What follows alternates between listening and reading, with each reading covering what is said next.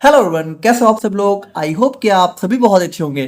तो फाइनली हम लोग यहाँ पर हाजिर हैं आप लोग के सेकंड सेमेस्टर की क्लासेस के साथ, जिसमें आज हम लोग यहाँ पर आप लोग के एक बहुत important subject human anatomy and physiology second के यूनिट 1 को कंप्लीट कवर करने वाले हैं।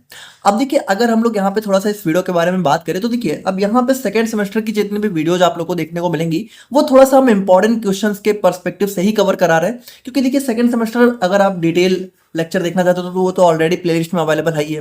तो यहाँ पे देखिए, इन वीडियोज में आप लोग को क्या मिलेगा, इन वीडियोज में आप लोग को जो भी इंपॉर्टेंट क्वेश्चन है हर यूनिट से, जो भी इंपॉर्टेंट क्वेश्चन आप लोग को एग्जाम में देखने को मिलते हैं, उन सभी का सोल्यूशन आप लोग को यहाँ पे अब इन वीडियोज में मिलेगा। तो अब देखिए, फर्स्ट सेमेस्टर में हमने वीडियोज ऑलरेडी बनाई हुई थी एंड आई होप कि वो आप लोग के लिए बहुत हेल्पफुल साबित रही होंगी। बाकी उसी तरीके से सेकंड सेमेस्टर के लिए भी हमारी जो है इंपॉर्टेंट क्वेश्चन के सोल्यूशन की वीडियोज यहाँ पे स्टार्ट हो रही हैं। बाकी देखिए, एक बहुत इंपॉर्टेंट अपडेट आप लोग के साथ शेयर करनी है कि देखिए, अब इसकी जो भी नोट्स है, ठीक है, वो आप लोग को हमारे ऐप पर देखने को मिलेगी, आप लोग को पता ही है। लेकिन देखिए, सबसे इंपॉर्टेंट चीज़ क्या है कि जैसे अगर आप ऐप पे जाएंगे, सबसे पहले तो ऐप को आप अपडेट कर लीजिएगा, ठीक है।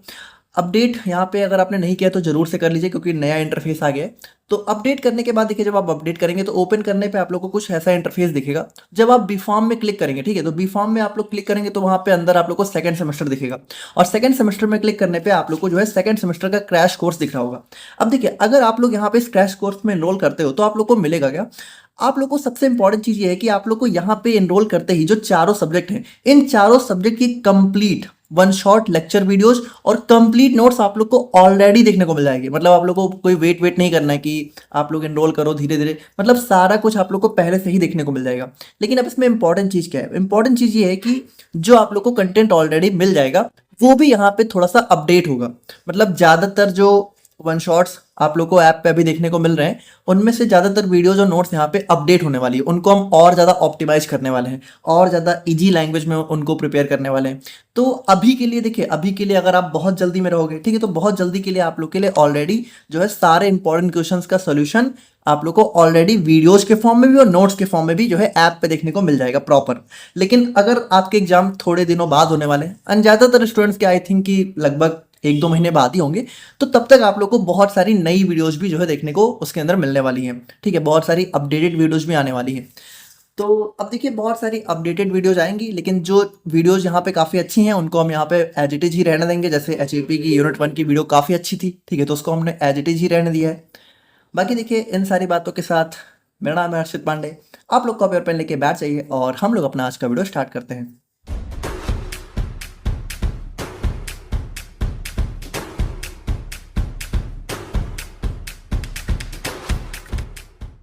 तो देखो, यहाँ पे बात करें हम लोग यूनिट 1 की, तो सबसे पहले जो हमारा इक्वेशन आ जाता है वो आ जाता है हमारे यहाँ पे, describe in detail about organization of nervous system, discuss in detail about structure and classification of neuron with well label diagram. तो सबसे पहले हम लोग यहाँ पे इस क्वेश्चन को कवर करते हैं। तो बात करें हम लोग यहाँ पे नर्वस सिस्टम के बारे में, तो देखो ये सारी चीजें देखने से पहले हम लोग थोड़ा सा एक बेसिक चीजें समझते हैं कि आखिर इसके अंदर होता क्या है। तो देखो, ये जो हमारा नर्वस सिस्टम है, इसके अंदर अगर मेनली हम लोग बात करें तो मेनली हमें देखने को मिलता है हमारा ब्रेन, स्पाइनल कॉर्ड, और ब्रेन और स्पाइनल कॉर्ड से निकली हमारी नर्व्स, ठीक है। तो ब्रेन से जो नर्व्स निकलती हैं उनको हम लोग बोलते हैं क्रेनियल नर्व्स, और स्पाइनल कॉर्ड से जो नर्व्स निकलती हैं उनको हम लोग बोलते हैं स्पाइनल नर्व्स। तो देखो, ये चारों चीजें मिलके ही हमारा मेनली नर्वस सिस्टम बनाती हैं, ठीक है। ये हमारा ब्रेन हो गया, इससे ही हमारी एक एक्सटेंशन होती है जिसको हम लोग बोलते हैं स्पाइनल कॉर्ड, और यहाँ पे हमारी कुछ नर्व्स देखने को मिलती हैं। अब ये नर्व्स वगैरह क्या होती हैं, तो ये सारी चीजें हम लोग धीरे धीरे करके देखेंगे। बाकी आप लोग यहाँ पे समझ गए, ठीक है, कि जो हमारा ब्रेन है, स्पाइनल कॉर्ड है, यही मिलके हमारा नर्वस सिस्टम बनाता है।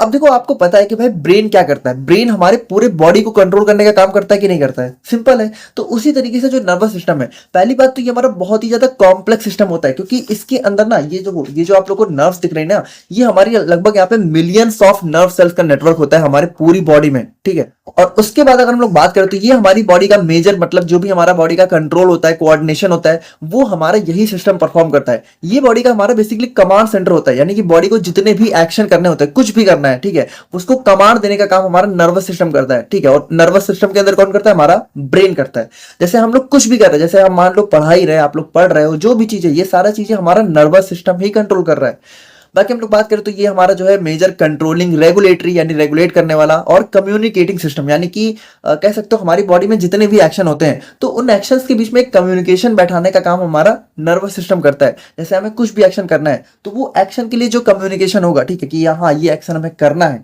वो चीजें हमारा नर्वस सिस्टम परफॉर्म करता है। बाकी हम लोग बात करते तो it is the centre of all mental activities including thought, learning, memory. तो यहाँ पे देखो ये जो हम लोग सोचते हैं, ठीक है, जो भी हम लोग लर्न करते हैं, हमारी जो मेमोरी होती है, ये सारी चीजें कहाँ होती हैं? ये सारी चीजें हमारी ब्रेन में ही तो होती हैं, और ब्रेन हमारा किस में होता है? नर्वस सिस्टम में होता है। सिंपल है। Now it is responsible for maintaining homeostasis, और उसके बाद हमारी बॉडी में जो एक होम्योस्टेसिस, तो होम्योस्टेसिस का मतलब होता है कि हमारी बॉडी में कह सकते हो कि इंटरनल जो भी कह सकते हो हमारे इवेंट्स हैं उनको एक नॉर्मल लेवल पे मेंटेन करने का काम हमारा होम्योस्टेसिस होता है, तो उसको भी हमारा नर्वस सिस्टम ही परफॉर्म करता है। तो यहाँ पे देखो ये हो गया हमारा नर्वस सिस्टम का एक बेसिक इंट्रोडक्शन, और अब हम लोग थोड़ा सा बात करते हैं अपने ऑर्गेनाइजेशन या फिर क्लासिफिकेशन ऑफ नर्वस सिस्टम के बारे में। तो ऑर्गेनाइजेशन का मतलब कि नर्वस सिस्टम हमारी बॉडी में किस तरीके से यहाँ पे ऑर्गेनाइज या फिर कैसे इसको हम क्लासिफाई कर सकते हैं। तो यहाँ पे देखो नर्वस सिस्टम को हम लोग मेनली दो पार्ट में क्लासिफाई कर सकते हैं। पहला हो गया सेंट्रल नर्वस सिस्टम, दूसरा हो गया पेरिफेरल नर्वस सिस्टम। तो देखो सेंट्रल नर्वस सिस्टम कुछ नहीं, इसमें सिंपली हमारी जो ब्रेन और स्पाइनल कॉर्ड है, ये दोनों आ गए हमारी सेंट्रल नर्वस सिस्टम में, और इनसे जितनी भी नर्व्स हैं, ठीक है, ये जितनी भी नर्व्स हैं ये हमारी आ गई पेरिफेरल नर्वस सिस्टम में। अब देखो ये नर्व्स भी ना दो टाइप का एक्शन देती है, ठीक है। तो पहला हो जाता है हमारा ऑटोनॉमिक नर्वस सिस्टम, दूसरा हो जाता है हमारा सोमैटिक नर्वस सिस्टम। देखो यहाँ पे नाम से अगर हम लोग देखें, ऑटोनॉमिक का मतलब होता है जो अपने आप परफॉर्म होती है, यानी जिनके ऊपर हमारा एक्शन नहीं होता है। तो हमारी बॉडी की जितनी ऐसी एक्टिविटी होती हैं जो अपने आप होती हैं, जिनके ऊपर हमारा कोई कंट्रोल नहीं होता है, जैसे मान लो हार्ट जो बीट कर रहा है उस पर हमारा कोई कंट्रोल नहीं है, वो अपने आप बीट करता है कि नहीं। तो वो सारी चीजें हमारा कंट्रोल कौन करता है? हमारा ऑटोनॉमिक नर्वस सिस्टम। अब इसके अंदर भी हमारे दो टाइप होते हैं, सिंपैथेटिक और पैरासिम्पैथेटिक। तो देखो इनके बारे में बहुत डिटेल में आप लोगों के सिलेबस में है नहीं, तो इनको आप लोगों को पढ़ना नहीं है। इनके बारे में बेसिकली आप लोगों ने फर्स्ट सेमेस्टर में ही थोड़ा बहुत पढ़ लिया था, ठीक है। और दूसरा हो जाता है सोमैटिक। तो सोमैटिक मतलब कि जो एक्शन हमारे कंट्रोल में होते हैं उनको परफॉर्म करने के लिए जो हमारी नर्व्स होती हैं, जैसे हमारा हाथ पैरों का एक्शन हो गया, ठीक है, हमारे बोलने वगैरह का एक्शन हो गया, ये सारी चीजें हमारा सोमैटिक नर्वस सिस्टम परफॉर्म करता है। तो देखो अगर हम लोग अपने सिलेबस की बात करें तो हमें मेनली यहाँ पे सेंट्रल नर्वस सिस्टम के बारे में पढ़ना है अपने बी फार्मा सेकंड सेमेस्टर में, ठीक है। तो देखो ये हो गया हमारा नर्वस सिस्टम, और अब हम लोग यहाँ पे बात करें अपने सेल्स ऑफ नर्वस सिस्टम के बारे में। यानी कि देखो ये जो हमारा नर्वस सिस्टम है, तो इसके अंदर मतलब ये हमारा ब्रेन हो गया, स्पाइनल कॉर्ड हो गया, किन टाइप की सेल से मिलकर बना है? तो यहाँ पे देखो ये सारे हमारे बेसिकली दो टाइप की सेल से मिलकर बने हैं। पहला हो गया न्यूरॉन्स, और ये हमारी होती है मेजर सेल, आप लोगों ने जरूर नाम सुना होगा, क्वेश्चन में भी इसी के बारे में पूछा गया है। और दूसरा हो गया न्यूरोग्लिया, ठीक है, तो ये हमारी सपोर्टिंग सेल्स होती हैं। तो देखो मेनली हमें न्यूरॉन्स के बारे में पढ़ना है, तो हम लोग यहाँ पे बात करते हैं अपने न्यूरॉन्स के बारे में। सो यहाँ पे देखो अगर हम लोग बात करें न्यूरॉन्स की, तो न्यूरॉन्स हमारी क्या होती है? Basic structural and functional unit. यानी कि देखो ये जो नर्वस सिस्टम का कह सकते हैं जो भी मेन स्ट्रक्चर होता है, यानी ब्रेन वगैरह में, स्पाइनल कॉर्ड में ज्यादातर हमें यहाँ पे क्या देखने को मिलता है? न्यूरॉन्स। और उसके बाद जो फंक्शनल का मतलब कि ये जितना भी फंक्शन होता है ना, मतलब ये कह सकते हो ये जो नर्व्स हैं, ठीक है, ये सारी चीजें हमारी न्यूरॉन से मिलकर बनी होती हैं। यानी ये जितना भी नर्व्स आप लोगों को दिख रहा है, ये क्या है? ये कुछ नहीं है, हमारे यहाँ पे बंडल ऑफ न्यूरॉन्स है, ठीक है। तो अगर हम लोग यहाँ पे बात करें तो ये क्या क्या करता है? ये they generate, carry and transmit nerve impulses. तो यहाँ पे देखो ये सारी चीजें अभी थोड़ा सा आप लोग को नहीं समझ में आ रही होंगी, तो अभी हम लोग देखेंगे। पहले थोड़ा सा हम लोग स्ट्रक्चर देखेंगे, फिर ये सारी चीजें देखेंगे, और इसको हम लोग यहाँ पे नर्व सेल्स के नाम से भी जानते हैं। अब अगर हम लोग यहाँ पे बात करें अपने न्यूरॉन के स्ट्रक्चर के बारे में, तो देखो ये काफी थोड़ा कॉम्प्लेक्स है स्ट्रक्चर इसका देखने को मिलता है। मतलब अगर आप लोगों ने नॉर्मल सेल देखी है तो उसका साइज हमारा कुछ इस टाइप का होता है ना, स्पेरिकल टाइप का, लेकिन यहाँ पे जो न्यूरॉन है इसका साइज यहाँ पे काफी डिफरेंट होता है, मतलब काफी कॉम्प्लेक्स टाइप की सेल होती है। तो अगर हम लोग यहाँ पे देखें तो यहाँ पे देखो आप लोग ध्यान से देखना कि देखो ये हो गई मेनली हमारी न्यूरॉन की सेल बॉडी। देखो मेन जैसे ये जो मेन सेल होती है, तो ये इतना पार्ट हमारा ये हो गया, ठीक है। अब यहाँ पे देखो जैसे हमारा सेल के अंदर क्या क्या होता है, जैसे हमारा सेल के अंदर मेनली हमारा साइटोप्लाज्म होता है, तो उसी तरीके से न्यूरॉन के अंदर जो हमारा एरिया होता है उसको हम लोग बोलते हैं न्यूरोप्लाज्म, ठीक है। न्यूरोप्लाज्म क्या है? कुछ नहीं, सिंपली हमारा साइटोप्लाज्म ही है। अब जैसे सेल के अंदर हमारे राइबोसोम्स होते हैं, तो उसी तरीके से हमारे न्यूरॉन्स के अंदर क्या देखने को मिलते हैं? Nissl's granules. देखो ये है राइबोसोम में, बट चूंकि न्यूरॉन्स के अंदर है इसीलिए हम लोगों ने इसको नाम दे दिया निसल्स ग्रेन्यूल्स, ठीक है। और उसके बाद ये हमारी मेन हो गई सेल बॉडी। अब देखो सेल बॉडी के ऊपर ये जो आप लोगों को थोड़ी बहुत कह सकते हो ब्रांचेस टाइप की दिख रही हैं, तो इन ब्रांचेस को हम लोग बोलते हैं डेंड्राइट्स। क्या बोलते हैं? डेंड्राइट्स, ठीक है। तो सिंपल हो गया, देखो ये हमारी सेल बॉडी के अंदर न्यूरोप्लाज्म के अंदर निसल्स ग्रेन्यूल्स, ये हमारा न्यूक्लियस हो गया, और ये जो हमारी ब्रांचेस हैं इनको हम लोग बोल देते हैं डेंड्राइट्स। अब यहाँ पे देखो थोड़ा सा अगर हम लोग और चलें तो यहाँ पे देखो ये जो न्यूरॉन है ये पीछे ना इस काफी और लंबा सा एक्सटेंड होता है, मतलब इसकी और एक लंबी सी ब्रांच होती है। देखो कुछ ब्रांचेस हमारी छोटी छोटी होती हैं, इनको हम लोग डेंड्राइट्स बोल देते हैं, और एक ब्रांच हमारी काफी लंबी हो जाती है, मतलब एक एक्सटेंशन हमारी काफी लॉन्ग हो जाती है, इसको हम लोग बोलते थे एक्जॉन, ठीक है। तो अगर आप लोग यहाँ पे देखो तो ये देखो, ये ब्रांच हमारी काफी लंबी सी हो गई, तो इसको हम लोगों ने नाम दे दिया एक्जॉन।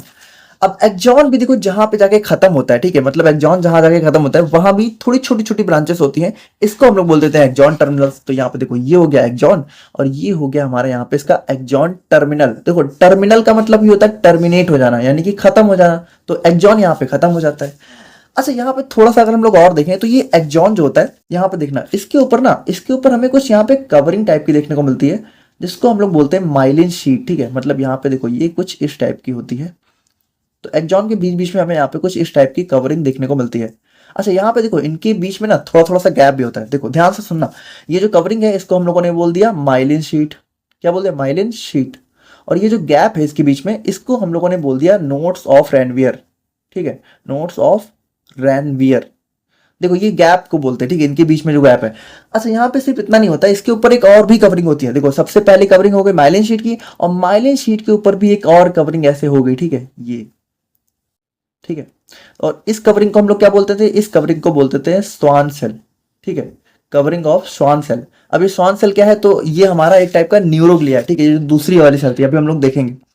तो यहाँ पे देखो कुछ इस टाइप का हमें न्यूरॉन का स्ट्रक्चर देखने को मिलता है। अगर हम लोग यहाँ पे थोड़ा सा देखें तो यहाँ पे देखो ये हो गया हमारा, देखो ये पूरा पार्ट हो गया एक्जॉन। अब इस एक्जॉन के अंदर अगर हम लोग देखें तो देखो यहाँ पे ये हो गई हमारी ब्लैक वाली हो गई माइलिन शीट, ठीक है, और ये इसके ऊपर वाली हो गई स्वान सेल। और यहाँ पे देखो ये हमारा जो है इसके बीच में जो स्पेस है इसको हम लोग ये हो गया हमारा नोट्स ऑफ रैनवियर।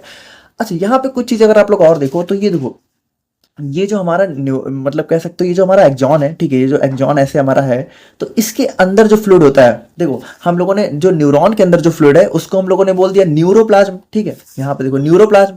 तो एक्जॉन के अंदर, ये इस एक्जॉन के अंदर जो फ्लूइड है इसको हम लोगों ने क्या बोल दिया, एक्जोप्लाज्म, ठीक है। अच्छा, यहाँ पे भी अगर हम लोग देखें तो इसको, इसकी जो सबसे आउटर मोस्ट कवरिंग है ना, इसको हम लोग बोल देते हैं यहाँ पे जो है हमारा एक्जोलेमा, क्या बोल देते हैं, एक्जोलेमा। देखो एक्जोलेमा क्या है, जो एक्जॉन है, एक्जॉन, ठीक है, इसकी जो आउटर मोस्ट कवरिंग है इसको हम लोगों ने बोल दिया एक्जोलेमा। इसके अंदर जो फ्लूइड है इसको हम लोगों ने बोल दिया एक्जोप्लाज्म, ठीक है। और यहाँ पे देखो ये जो हमारी स्वान सेल, मतलब ये जो हमारी स्वान सेल थी ना, तो ये जो ये वाली हमारी कवरिंग है, मतलब इसकी जो आउटर मोस्ट कवरिंग है, इसको हम लोग बोल देते हैं यहाँ पे न्यूरोलेमा, ठीक है, न्यूरोलेमा। तो अब हम लोग यहाँ पे इस स्ट्रक्चर में देखें तो सारी चीजें क्लियर है हमें।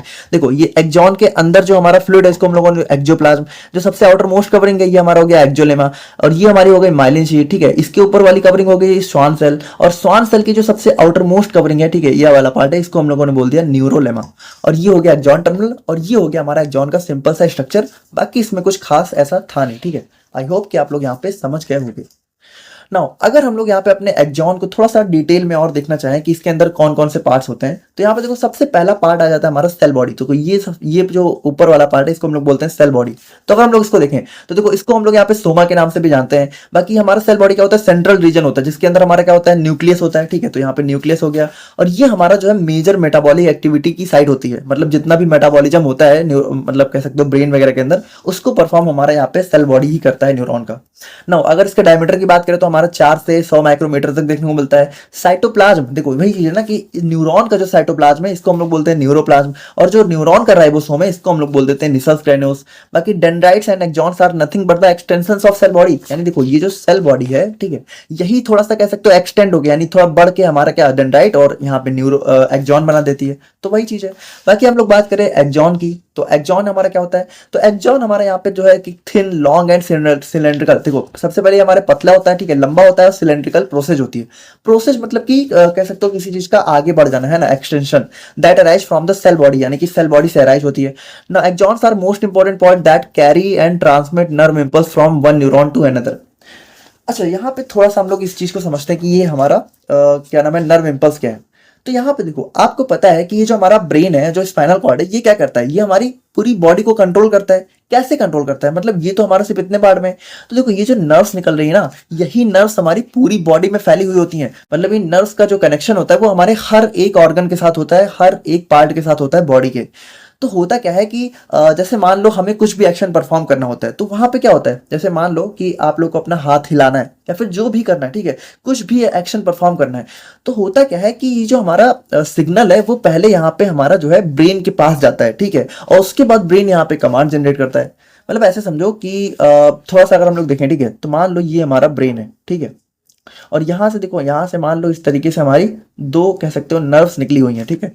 अब मान लो ये हमारा जो है हैंड है, ठीक है, हाथ है, और मान लो इसको हमें हिलाना है। तो अगर हमें मान लो अपने हाथ को उठाना है या फिर कुछ भी करना है, तो होगा क्या कि सबसे पहले हाथ को हिलाने के लिए जो सिग्नल है वो यहाँ पे जाएगा हमारा ब्रेन के पास, ठीक है। तो यहाँ पे देखो इस तरीके से हमारा सिग्नल गया ब्रेन के पास, और जब सिग्नल हमारा ब्रेन के पास जाता है तो ब्रेन हमारा वापस से जो है कमांड जनरेट करता है जो है हमारा हैंड के पास, ठीक है। और इस तरीके से हमारा मूवमेंट होता है। अब देखो ये सारी चीजें इतनी तेज होती हैं कि यहाँ पे आप लोग ये मत सोचो कि पहले जा रहा है, बहुत बहुत स्पीड में होता है, ठीक है। आप लोग कभी सोचते थोड़ी हो अपना हाथ वगैरह हिलाने से पहले, वो सब अपने आप होता है, लेकिन होता ब्रेन से ही है, मतलब कंट्रोल उसको ब्रेन ही करता है। तो देखो ये जो हमारा सिग्नल जा रहा है ना, सिग्नल आ रहा है, इसी सिग्नल को हम लोग बोलते हैं नर्व इम्पल्स। तो नर्व इम्पल्स क्या होता है? Nerve impulse is nothing but a type of signal, ठीक है। मतलब ये जो सिग्नल्स जनरेट होते हैं हमारे ब्रेन को और जो ब्रेन भेजता है कमांड, ये सारी चीजें हमारी नर्व इम्पल्स के फॉर्म में होती हैं।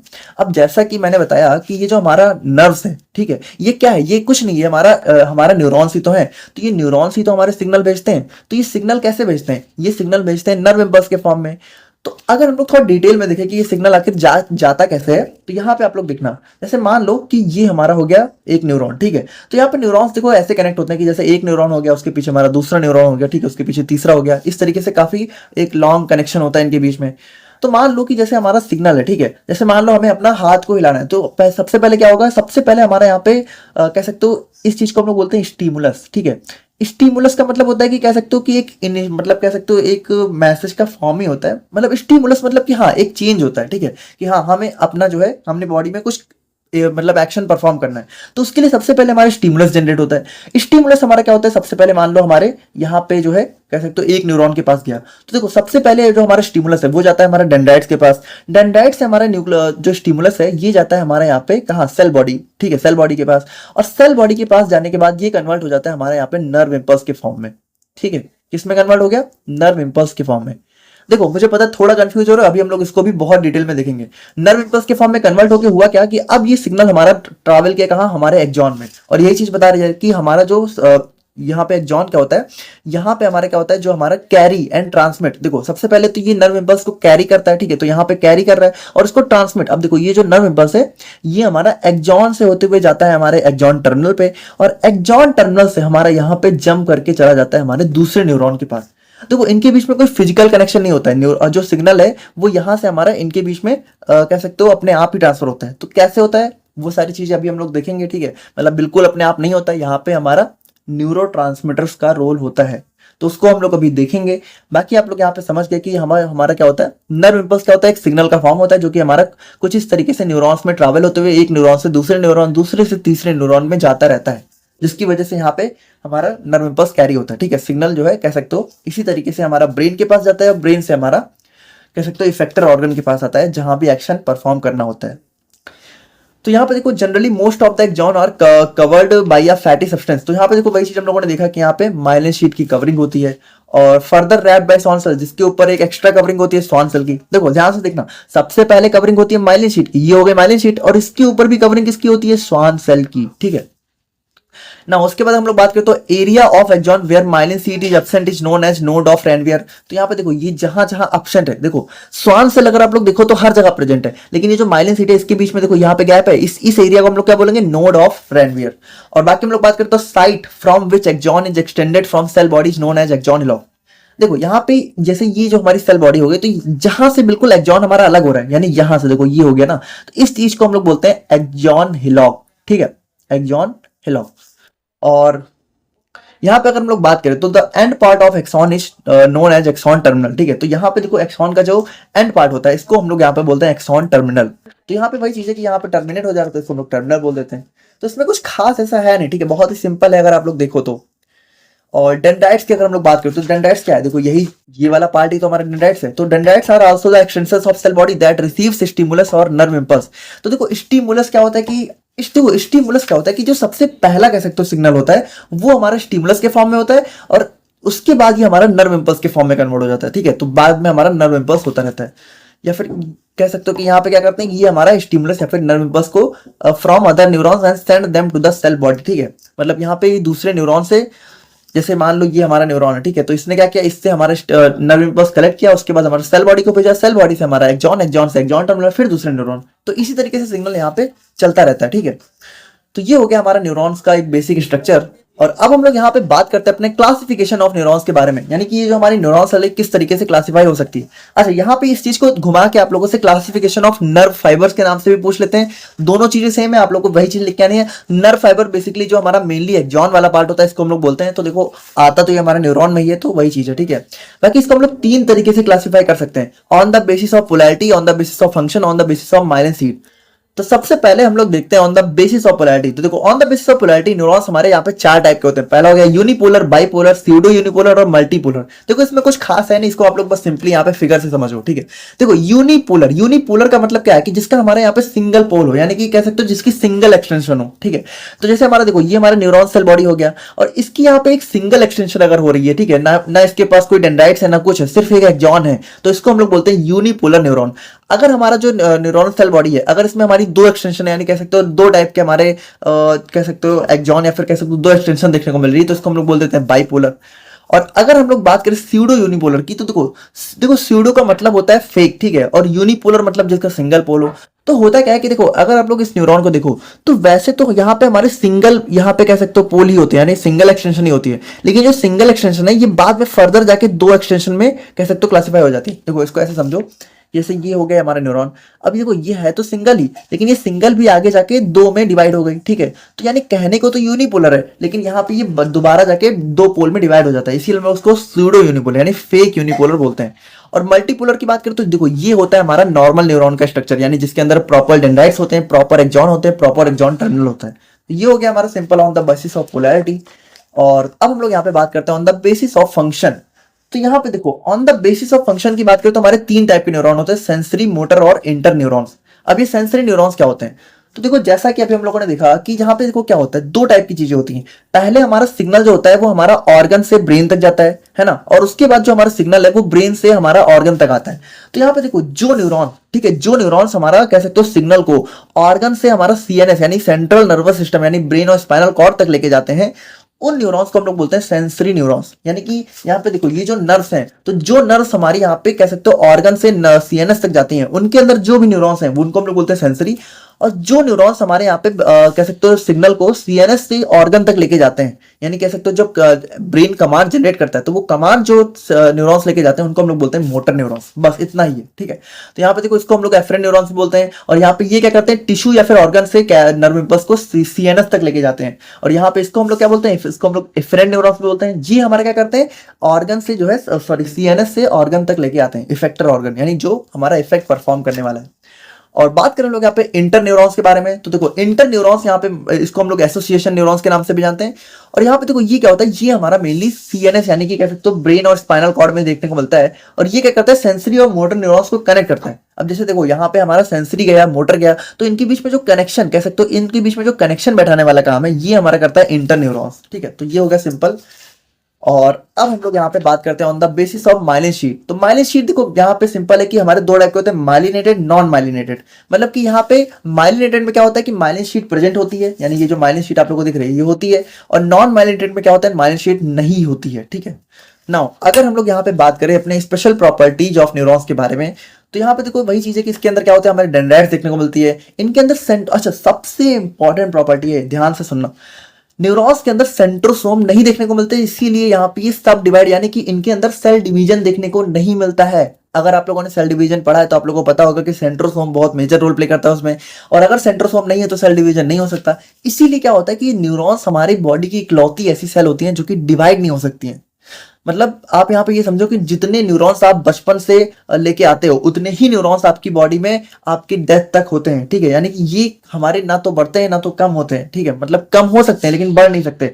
कम हो सकते हैं ड्यू टू एनी इंजरी, यानी ब्रेन अगर हमारी कोई भी न्यूरोलॉजिकल डिसऑर्डर्स तो उनके अंदर इनकी कमी हो सकती है, लेकिन ये दोबारा से बढ़ नहीं सकते। इसीलिए यहाँ पे कहा जाता है कि ब्रेन की जितनी भी प्रॉब्लम्स होती हैं वो यहाँ पे थोड़ा इरिवर्सिबल हो जाती हैं, क्योंकि इनके अंदर देखो, इनके अंदर कोई ग्रोथ का चांसेस ही नहीं है। क्योंकि यहाँ पे देखो, कोई भी चीज ठीक कब होती है, जब उसके अंदर सेल डिवीजन होता है। अगर आप लोगों ने पढ़ा है तो आप लोग को पता होगा, जब सेल डिवीजन ही नहीं होगा तो कोई चीज के ठीक होने के चांसेस बहुत कम हो जाते हैं। तो ये हमारे न्यूरॉन की कुछ स्पेशल प्रॉपर्टीज हो गई।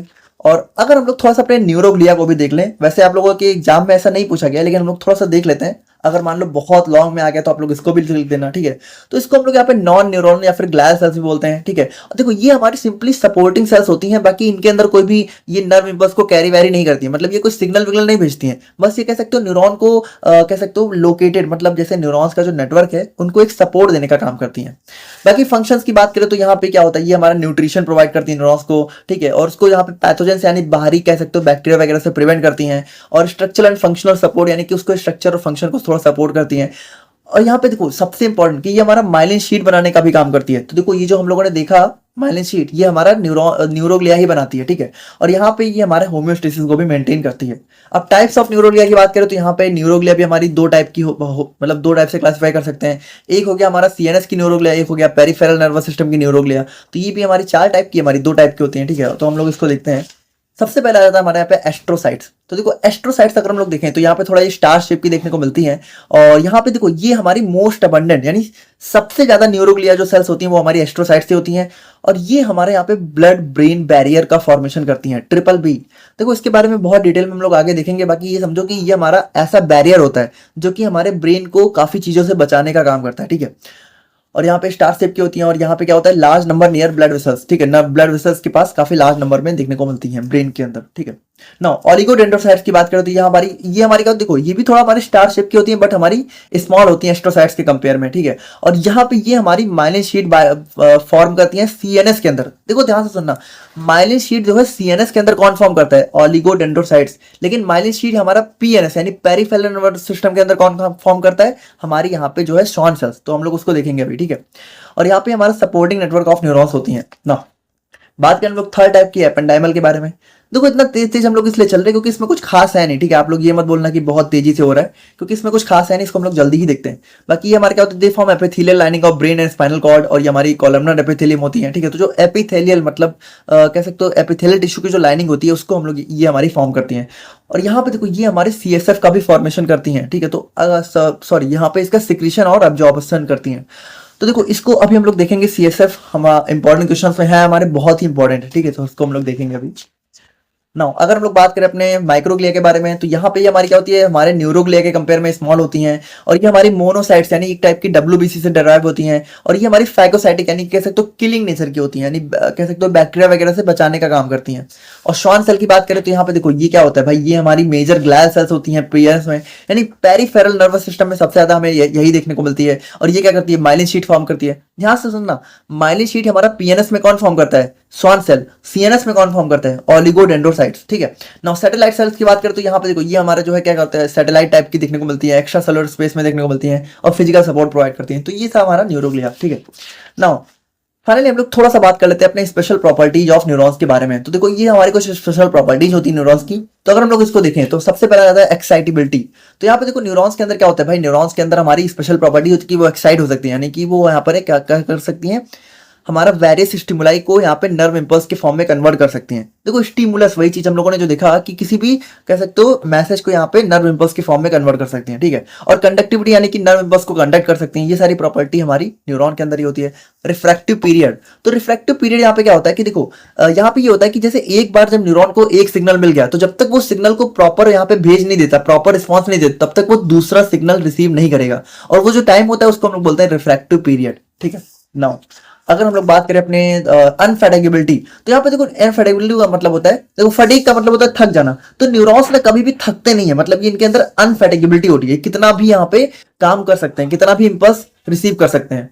और उसके बाद अगर हम लोग बात करें तो ऑल और नन ला, तो यहाँ पे देखो इसका मतलब क्या होता है कि या तो न्यूरॉन्स हमारे किसी भी नर्व इंपल्स का मैक्सिमम रिस्पांस देंगे या तो बिल्कुल रिस्पांस ही नहीं देंगे, ठीक है। नाउ एकोमोडेशन की बात करें तो अगर हमारे न्यूरॉन्स को कंटिन्यू हमारे कह सकते हो कोई इंपल्स मिलता रहता है तो उसके प्रति जो उसका रिस्पॉन्स है वो धीरे धीरे डिक्रीज होता रहता है, मतलब अगर कंटिन्यू मिल रहा है तो धीरे धीरे कम हो जाएगा। तो यहाँ पे देखो इस तरीके से हम लोगों ने कंप्लीट अपने जो है नर्वस सिस्टम और न्यूरॉन्स और उनकी सेल्स को कवर कर लिया है। तो अब हम लोग यहाँ पे बात करते हैं अपने सेकंड क्वेश्चन के बारे में, लेकिन सेकंड क्वेश्चन को देखने से पहले हम लोग देखते हैं अपने सेवंथ क्वेश्चन को, ताकि आप लोग थोड़ा सा लाइन से चलते रहो, ठीक है। तो यहाँ पे देखो सेवंथ क्वेश्चन हमारा आ जाता है एक्शन पोटेंशियल या फिर इलेक्ट्रोफिजियोलॉजी ऑफ न्यूरॉन्स के ऊपर। अब देखो यहाँ पे इस क्वेश्चन को देखने से पहले एक चीज आप लोग समझ लो कि ये क्वेश्चन थोड़ा सा टिपिकल होने वाला है और इतना भी ज्यादा इंपॉर्टेंट नहीं है। तो बिल्कुल अगर आप एकदम लास्ट डे ऑफ एग्जाम के देख रहे हो वीडियो तो मेरा सजेशन ये रहेगा कि आप ये वाला टॉपिक छोड़ दो, ठीक है, आप लोग इसके नेक्स्ट क्वेश्चन पे जंप कर जाओ। लेकिन अगर आप लोग समझना चाहते हो तो हम लोग इसको यहाँ पे आप देखते हैं। तो बात करें हम लोग यहाँ पे इलेक्ट्रोफिजियोलॉजी ऑफ न्यूरॉन्स के बारे में, तो देखो यहाँ पे जो न्यूरॉन है वो हमारी एक स्पेशल टाइप की सेल होती है, आप लोग को पता है, जो कि क्या करती है, generate, carry and transmit nerve impulse. बाकी यहाँ पे देखो इलेक्ट्रोफिजियोलॉजी क्या है कि study of electrical properties of neurons. देखो ये जो न्यूरॉन्स यहाँ पे सिग्नल्स को ट्रांसमिट कर रहे हैं, ठीक है, कैरी कर रहे हैं, ये किस तरीके से कर रहे हैं, कैसे यहाँ पे सिग्नल ट्रांसफर होता है, इन्हीं सब चीजों की स्टडी को हम लोग बोलते हैं इलेक्ट्रोफिजियोलॉजी ऑफ न्यूरॉन्स। ठीक है, नाउ इलेक्ट्रोफिजियोलॉजी भी बेसिकली स्टडी अबाउट की हाउ नर्व इंपल्स जनरेटेड, यानी ये जो मैसेज है ये कैसे जनरेट होता है, how stimulus changed membrane ion concentration. देखो ये सारी चीजें अभी आप लोग नहीं समझ रहे हो, देखेंगे हम लोग कि मेम्ब्रेन आयन कंसंट्रेशन क्या होता है, how stimulus converted into nerve impulse. देखो हम लोगों ने देखा कि पहले क्या होता है, जैसे पहले जब कोई भी सिग्नल आता है वो स्टिमुलस के फॉर्म में होता है, लेकिन फिर ये नर्व इंपल्स के फॉर्म में कन्वर्ट हो जाता है। तो ये कैसे होता है, ये सारी चीजें ही हम लोग यहाँ पे इसमें देखते हैं। तो यहाँ पे देखो मेनली हमें क्या पढ़ना है, हमें मेनली यहाँ पे पढ़ना है एक्शन पोटेंशियल के बारे में। अब ये एक्शन पोटेंशियल क्या है, देखो अगर हम लोग इसको एक वर्ड में समझना चाहें तो एक्शन पोटेंशियल हमारा होता है mechanism of impulse generation and transmission. यानी ये जो हमारे नर्व यानी ये जो हमारे न्यूरॉन्स के अंदर इंपल्स का जनरेशन हो रहा है, ट्रांसमिशन हो रहा है, इसी ये जो मैकेनिज्म होता है किस तरह से होता है, उसी को हम लोग बोलते हैं एक्शन पोटेंशियल। देखो हम लोगों ने सिंपली बोल दिया कि सिग्नल यहाँ से आता है, ऐसे ट्रैवल होते हुए दूसरे न्यूरॉन पे जाता है, बट ये एक्चुअल में इसके अंदर ऐसा हो क्या रहा है, कैसे चेंजेस हो रहे हैं, वो सारी चीजें हम लोग यहाँ पे इसके अंदर पढ़ते हैं। देखो ये टॉपिक थोड़ा सा कॉम्प्लेक्स होने वाला है, हम फिर से बता रहे, तो थोड़ा सा आप लोग ध्यान से समझना, ठीक है।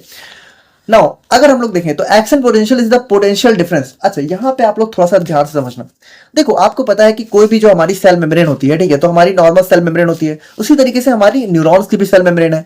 तो सेल मेम्ब्रेन को अगर हम लोग देखें तो होता क्या है, जैसे इस मेम्ब्रेन को अगर हम लोग जूम करके देखें तो जैसे जो इसके बाहर वाला पार्ट हो गया एक्स्ट्रा सेलुलर और इसके अंदर वाला हो गया इंट्रा सेलुलर। तो जनरली नॉर्मल कंडीशन में क्या होता है कि जो सेल का इंट्रा सेलुलर पार्ट होता है वहां पर निगेटिव चार्ज बहुत ज्यादा रहते हैं, ठीक है, मतलब निगेटिव आयंस की कंसेंट्रेशन काफी ज्यादा होती है। लेकिन अगर सेल के बाहर की बात करें तो वहां पे पॉजिटिव चार्ज की कंसेंट्रेशन काफी ज्यादा होती है। और इसी तरीके से अगर हम लोग यहाँ पे पार्टिकुलरली मान लो किसी आयंस मतलब आयंस के बारे में बात करें तो जो एक्स्ट्रा सेलुलर पार्ट होता है वहां पे Na+ काफी ज्यादा अमाउंट में होता है, जबकि इंट्रा सेलुलर में हमारा K+ काफी ज्यादा अमाउंट में होता है। देखो यहाँ पे एक चीज समझो, यहाँ पे इसका मतलब ये नहीं कि K+ ज्यादा अमाउंट में है तो निगेटिव चार्ज कैसे हुआ। देखो निगेटिव चार्ज बाकी आयंस की वजह से होता है, ठीक है। K+ मतलब ऐसे समझो कि मान लो 2 K+ हैं और मान लो 4-5 निगेटिव चार्ज है, तो निगेटिव ही तो ज्यादा होगा। तो यहाँ पे आप लोग इससे कंफ्यूज मत करना कि K+ अंदर है तो निगेटिव अंदर कैसे ज्यादा हुआ। यहाँ पे सिंपली समझो कि K+ अंदर ज्यादा होता है, Na+ बाहर ज्यादा होता है, अंदर निगेटिव चार्ज ज्यादा होता है, बाहर पॉजिटिव चार्ज ज्यादा होता है। और यहाँ पे देखो अगर आप लोग को पता होगा कि निगेटिव और पॉजिटिव चार्ज जहां होते हैं तो वहां पे पोटेंशियल डिफरेंस जनरेट हो जाता है। और यहाँ पे जो नॉर्मल पोटेंशियल डिफरेंस होता है, ठीक है, तो वो यहाँ पे हमारा होता है -70 मिलीवोल्ट सेल के आसपास, ठीक है, नॉर्मल। तो यहाँ पे आप लोग देखना action potential is the potential difference generated across the membrane of neuron due to disbalance of positive and negative charge which ultimately give rise to generation of nerve impulse। देखो होता क्या है कि नॉर्मल जो हमारा कह सकते हो पोटेंशियल डिफरेंस होता है वो हमारा कितना होता है -70 मिलीवोल्ट। लेकिन यहाँ पे होता क्या है कि जब भी हमारा कोई सिग्नल आता है, ठीक है, जैसे कोई भी स्टिमुलस आता है तो होता क्या है कि ये जो मतलब हमारा जो पोटेंशियल डिफरेंस है वो चेंज हो जाता है, ये हमारा -70 से +30 मिलीवोल्ट चला जाता है, ठीक है। और यहाँ पे होता क्या है, अंदर हमारे पॉजिटिव चार्ज बढ़ जाते हैं, बाहर हमारे निगेटिव चार्ज बढ़ जाते हैं। ये कैसे होता है, यही सारी चीजें हमें देखनी है एक्शन पोटेंशियल के अंदर। तो इसके अंदर हमारे बहुत सारे इवेंट्स होते हैं, ठीक है, जैसे हमारा पहला हो गया पोलराइजेशन, डीपोलराइजेशन, रीपोलराइजेशन और हाइपर पोलराइजेशन। इन्हीं सबको हमें यहाँ पे थोड़ा सा डिटेल में देखना है, ठीक है। तो अगर हम लोग यहाँ पे बात करें अपने पोलराइजेशन फेज के बारे में, तो यहाँ पे देखो इसको भी समझने से पहले हमें कुछ चीजें समझनी होंगी। जैसे आप लोग को अगर पता हो तो जो हमारा सेल मेम्ब्रेन है, ठीक है, जैसे ये हमारी सेल मेम्ब्रेन है, तो अगर हम लोग जूम करके देखें तो यहाँ पे हमारे कुछ चैनल्स होते हैं। जैसे चैनल्स क्या होते हैं, चैनल्स हमारे मेम्ब्रेन प्रोटीन के कह सकते हो कुछ चैनल्स होते हैं जो कि क्या करते हैं, हमारा कह सकते हो किसी भी कह सकते हो आयंस का या फिर किसी भी कह सकते हो ऐसे सब्सटेंस का जो नॉर्मली सेल के अंदर एंटर नहीं कर सकता, उनके एंट्री में काफी ईजी मतलब हेल्प करते हैं, ठीक है। तो यहाँ पे देखो हमारे कुछ चैनल्स होते हैं। तो बेसिकली हमारे 3 टाइप के चैनल हमें अपने न्यूरॉन सेल्स के अंदर देखने को मिलते हैं। पहला हो गया एटीपीएच पंप, दूसरा हो गया वोल्टेज गेटेड चैनल और तीसरा हो गया लीकेज चैनल। देखो लीकेज चैनल क्या होता है, ये हमेशा ओपन रहते हैं, ठीक है, मतलब इनके अंदर हमेशा कह सकते हो आयंस का मतलब आते रहते हैं जाते रहते हैं, ठीक है। और वोल्टेज गेटेड एक स्पेशल वोल्टेज पे ओपन होता है। एटीपीएच पंप हमारा एटीपी से जनरेट होता है, ठीक है। तो अगर हम लोग थोड़ा सा नॉर्मल कंडीशन की बात करें, यानी जब भी कोई दिक्कत नहीं है, बिल्कुल हमारा न्यूरॉन एकदम नॉर्मल है, जब कोई स्टिमुलस नहीं आया है, तो होता क्या है कि जो हमारा लीकेज चैनल होते हैं, अच्छा ये सारे चैनल हमारे यहाँ पे सोडियम पोटेशियम के होते हैं, ठीक है, Na+ का और K+ का होते हैं लीकेज चैनल, और Na+ और K+ के ही वोल्टेज गेटेड होते हैं, और Na+ और K+ का ही हमारा एटीपीएच पंप होता है। होता क्या है, ध्यान से सुनना। जो हमारा लीकेज चैनल है वहां से हमारा क्या होता है, Na+ और K+ जो है अंदर बाहर आते जाते रहते हैं, ठीक है। अच्छा यहाँ पे होता क्या है, जैसा कि मैंने आप लोगों को बताया कि बाहर Na+ ज्यादा होता है, अंदर K+ ज्यादा होता है। तो डिफ्यूजन के लॉ से होता क्या है कि जहां ज्यादा से मतलब हाई कंसेंट्रेशन से लो कंसेंट्रेशन की तरफ मूवमेंट होता है, तो Na+ बाहर जाता है, अंदर कम है, तो Na+ का मूवमेंट कहां से होगा, बाहर से अंदर, और K+ अंदर जाता है, बाहर कम, तो K+ का मूवमेंट क्या होगा, अंदर से बाहर। तो यहाँ पे देखो K+ अंदर से बाहर जा रहा है, Na+ बाहर से अंदर आ रहा है, ठीक है। और वोल्टेज गेटर देखो ये स्पेशल वोल्टेज पे ओपन होता है, तो ये नॉर्मली बंद रहता है। और एटीपीएच पंप में क्या होता है कि यहाँ पे हमारा 2 K+ अंदर आता है और 3 Na+ बाहर जाता है। देखो आप लोग थोड़ा सा अगर देखो तो यहाँ पे K+, देखो K+ वैसे नॉर्मली बाहर जाता है, Na+ अंदर आता है, लेकिन यहाँ पे क्या होता है, Na+ बाहर जाता है, K+ अंदर आता है। क्यों? क्योंकि ये एटीपी से चलता है, इसको एनर्जी चाहिए होती है, तो ये डिफ्यूजन के अगेंस्ट काम करता है, ठीक है। अच्छा देखो ये काम क्यों करता है, क्योंकि यहाँ पे क्या होता है कि डिफ्यूजन के थ्रू अगर ये कंटिन्यू ऐसा चलता रहा, ठीक है, तो क्या होगा, एक टाइम बाद इनकी कंसेंट्रेशन बराबर हो जाएगी। यानी देखो क्योंकि Na+ कंटिन्यू अंदर आ रहा है, K+ कंटिन्यू बाहर जा रहा है, तो इनकी कंसेंट्रेशन बराबर ना हो जाए, इसीलिए हमारा एटीपीएच पंप भी चलता रहता है, ताकि यहाँ पे कंसेंट्रेशन बराबर ना हो, ठीक है, और यहाँ पे एक मतलब बैलेंस मेंटेन रहे।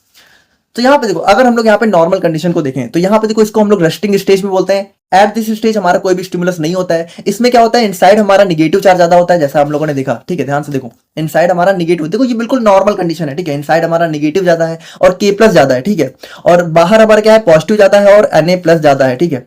और उसके बाद हम लोग बात करें तो हमारा पोटेंशियल कितना है, हमारा -70 मिलीवोल्ट। और उसके बाद हम लोग बात करें तो यहाँ पे जो हमारा वोल्टेज गेटेड चैनल है वो बंद है, ठीक है, और यहाँ पे लीकेज चैनल चल रहे हैं, एटीपीएच पंप भी चल रहा है, और आरएमपी यानी रेस्टिंग मेम्ब्रेन पोटेंशियल हमारा -70 मिलीवोल्ट है, ये हमारा इंटरसेलुलर, ये हमारा एक्स्ट्रासेलुलर। तो ये हो गया नॉर्मल पोलराइजेशन। अब आता है हमारा यहाँ पे डीपोलराइजेशन फेज। तो होता क्या है, यहाँ पे हमारा स्टिमुलस आ जाता है, ठीक है। तो जब स्टिमुलस आता है तो होता क्या है, ध्यान से सुनना। When stimulus comes it deactivate sodium potential pump. देखो सबसे पहले क्या होता है, स्टिमुलस जैसे ही आता है ये हमारा ये जो एटीपीएच पंप है इसको यहाँ पे डीएक्टिवेट कर देता है। अब इसकी वजह से होता क्या है कि यहाँ पे देखो जब ये डीएक्टिवेट हो गया तो अब Na+ कंटिन्यू अंदर आता जा रहा है। तो होता क्या है, now Na+ ion continuously increasing inside cell membrane via leakage channel and ultimately inside of membrane become positively charged. This stage is called depolarization. ध्यान से सुना। हम लोगों ने क्या देखा कि जो हमारी इनसाइड मेम्ब्रेन है वो निगेटिव चार्ज ज्यादा होते हैं, लेकिन Na+ क्या होता है, बाहर से अंदर आते रहते हैं, ठीक है। लेकिन चूंकि यहाँ पे ये जो हमारा एटीपीएच पंप है इसकी वजह से Na+ बाहर भी जाता रहता है, लेकिन जब ये बंद हो जाएगा तो Na+ बाहर तो जाएगा नहीं, सिर्फ अंदर आता रहेगा। जब ये अंदर कंटिन्यू आता रहेगा तो क्या होगा भाई, Na+ क्या है, पॉजिटिव चार्ज है, जब ये अंदर बहुत ज्यादा हो जाएगा तो इसकी अंदर वाली मेम्ब्रेन क्या हो जाएगी, पॉजिटिव चार्ज, और बाहर Na+ क्या हो जाएगा, कम हो जाएगा, तो बाहर क्या हो जाएगा, निगेटिव चार्ज। तो यहाँ पे देखो ये अल्टीमेटली क्या होगा, जो हमारी इनसाइड मेम्ब्रेन है वो पॉजिटिव, देखो यहाँ पे क्या होगा, पॉजिटिव चार्ज हो गई। देखो अगर आप लोग ऊपर देखो तो यहाँ पे क्या है, निगेटिव है, जबकि बाहर क्या हो गया, यहाँ पे क्या हो गया, पॉजिटिव हो गया, ठीक है। थोड़ा ध्यान से समझना, ठीक है। यहाँ पे पॉजिटिव चार्ज हो गया और बाहर देखो, बाहर हो गया निगेटिव, यानी मेम्ब्रेन डीपोलराइज। देखो डीपोलराइज का मतलब उल्टी पोल, मतलब कह सकते हो है ना, अगेंस्ट में पोलराइज हो गई। और यहाँ पे स्टिमुलस आ चुका है। और यहाँ पे सबसे इंपॉर्टेंट चीज कि जब ये Na+ कंटिन्यू अंदर आता जा रहा है तो यहाँ पे ये जो Na+ का हमारा कह सकते हो वोल्टेज गेटेड चैनल था, ठीक है। तो यहाँ पे देखो वोल्टेज क्या हुआ, वोल्टेज चेंज हो गया ना। देखो यहाँ पे क्या हुआ, वोल्टेज हमारा -70 मिलीवोल्ट से +30 मिलीवोल्ट पे चला गया। तो मैंने बताया था कि यहाँ पे क्या होता है, ये वो स्पेशल वोल्टेज पे ओपन होता है, तो स्पेशल वोल्टेज मिल गया, ये ओपन हो गए। अब यहाँ से भी Na+ अंदर आता जा रहा है, तो अल्टीमेटली क्या हो रहा है, यहाँ पे हमारा एक्शन पोटेंशियल जनरेट हो चुका है, ठीक है। नाउ अब होता क्या है, अब हमारा थर्ड फेज आता है रीपोलराइजेशन। अब देखो चूंकि हमारे यहाँ पे सिग्नल जनरेट हो चुका है तो अब यहाँ पे क्या होगा भाई, जैसे मान लो यहाँ पे है, ठीक है, तो मान लो यहाँ पे सिग्नल जनरेट हो चुका है, तो अब यहाँ से सिग्नल आगे भी तो बढ़ना है। तो अब यहाँ से जब सिग्नल आगे बढ़ेगा तो यहाँ पे सिग्नल जाना भी तो चाहिए, मतलब यहाँ पे सारी चीजें फिर से नॉर्मल होनी चाहिए, क्योंकि यहाँ पे देखो चीजें चेंज हो गई थी। तो यहाँ पे देखो रीपोलराइजेशन में क्या होता है, now when wave of depolarization pass from one part of membrane to another part. इसको ध्यान समझना। देखो जैसे ये हमारा मान लो मेम्ब्रेन है, ठीक है, मान लो ये हमारी सेल मेम्ब्रेन है न्यूरॉन की। तो यहाँ पे देखो सिग्नल, मतलब ये जो हमारा पोलराइजेशन है ये क्या होता है, एक फेज से दूसरे फेज में पास होता रहता है। जैसे मान लो ये हमारा नॉर्मल फेज है, नॉर्मल में क्या होता है, हमारा कह सकते हो इनसाइड हमारा निगेटिव होता है और बाहर हमारा पॉजिटिव होता है। तो ये होता क्या है कि ये हमारा कंटिन्यू ट्रांसफर होता रहता है, ठीक है। मतलब यहाँ पे क्या होता है कि हमारा इनसाइड मान लो यहाँ से क्या हुआ, यहाँ से ये ट्रांसफर हुआ, तो अब क्या हुआ, यहाँ पॉजिटिव हो गया, यहाँ निगेटिव हो गया। मतलब समझ रहे हो, एक फेज से दूसरे फेज में, मतलब हमारा जो है एक मेम्ब्रेन के एक पार्ट से मेम्ब्रेन के दूसरे पार्ट में ट्रांसफर होता है। तो जब मेम्ब्रेन के एक पार्ट से दूसरे पार्ट में जाता है तो यहाँ पे चीजें नॉर्मल भी तो होनी चाहिए। यानी यहाँ पे देखो क्या है, यहाँ पे हमारा पहले पॉजिटिव था, है ना, बाहर निगेटिव हो गया था, तो अब इसको नॉर्मल होना है, यहाँ पे दूसरे पार्ट में जाएगा तो बाहर क्या होगा, यहाँ पॉजिटिव हो जाएगा, लेकिन यहाँ दोबारा चीजें नॉर्मल हो जाएंगी। तो ये नॉर्मल कैसे होती है, नॉर्मल होती है रीपोलराइजेशन से। तो यहाँ पे होता क्या है, now when wave of depolarization pass from one part, तो voltage gated Na+ channel again gates closed. यहाँ पे देखो क्या होता है, हमारा Na प्लस ओपन मतलब क्लोज हो जाता है, और यहाँ पे क्या होता है, K प्लस चैनल ओपन हो जाते हैं। अच्छा, K प्लस चैनल जो हमारा वोल्टेज गेटेड है, देखो ये वाला ओपन हो गया, तो ये ओपन हो गया तो हुआ क्या, now K plus and continuously passing out from the cell and ultimately the inside of membrane again becomes negatively charged and this stage is called repolarization. ATP pump again activates, यानी यहाँ पे क्या हुआ, देखो एटीपी पंप हमारा दोबारा से चालू हो गया, और ये जो हमारा K प्लस था अब ये भी ओपन हो गया। अच्छा, इसके ओपन होने से क्या हुआ, देखो इसके ओपन होने से ये हुआ कि अंदर जो K प्लस मतलब पॉजिटिव चार्ज बहुत ज्यादा बढ़ गए थे, तो K प्लस के ओपन होने से अब पॉजिटिव और बाहर जाने लगे, ठीक है, जिसकी वजह से हमारी मेम्ब्रेन दोबारा से निगेटिव चार्ज हो जाती है।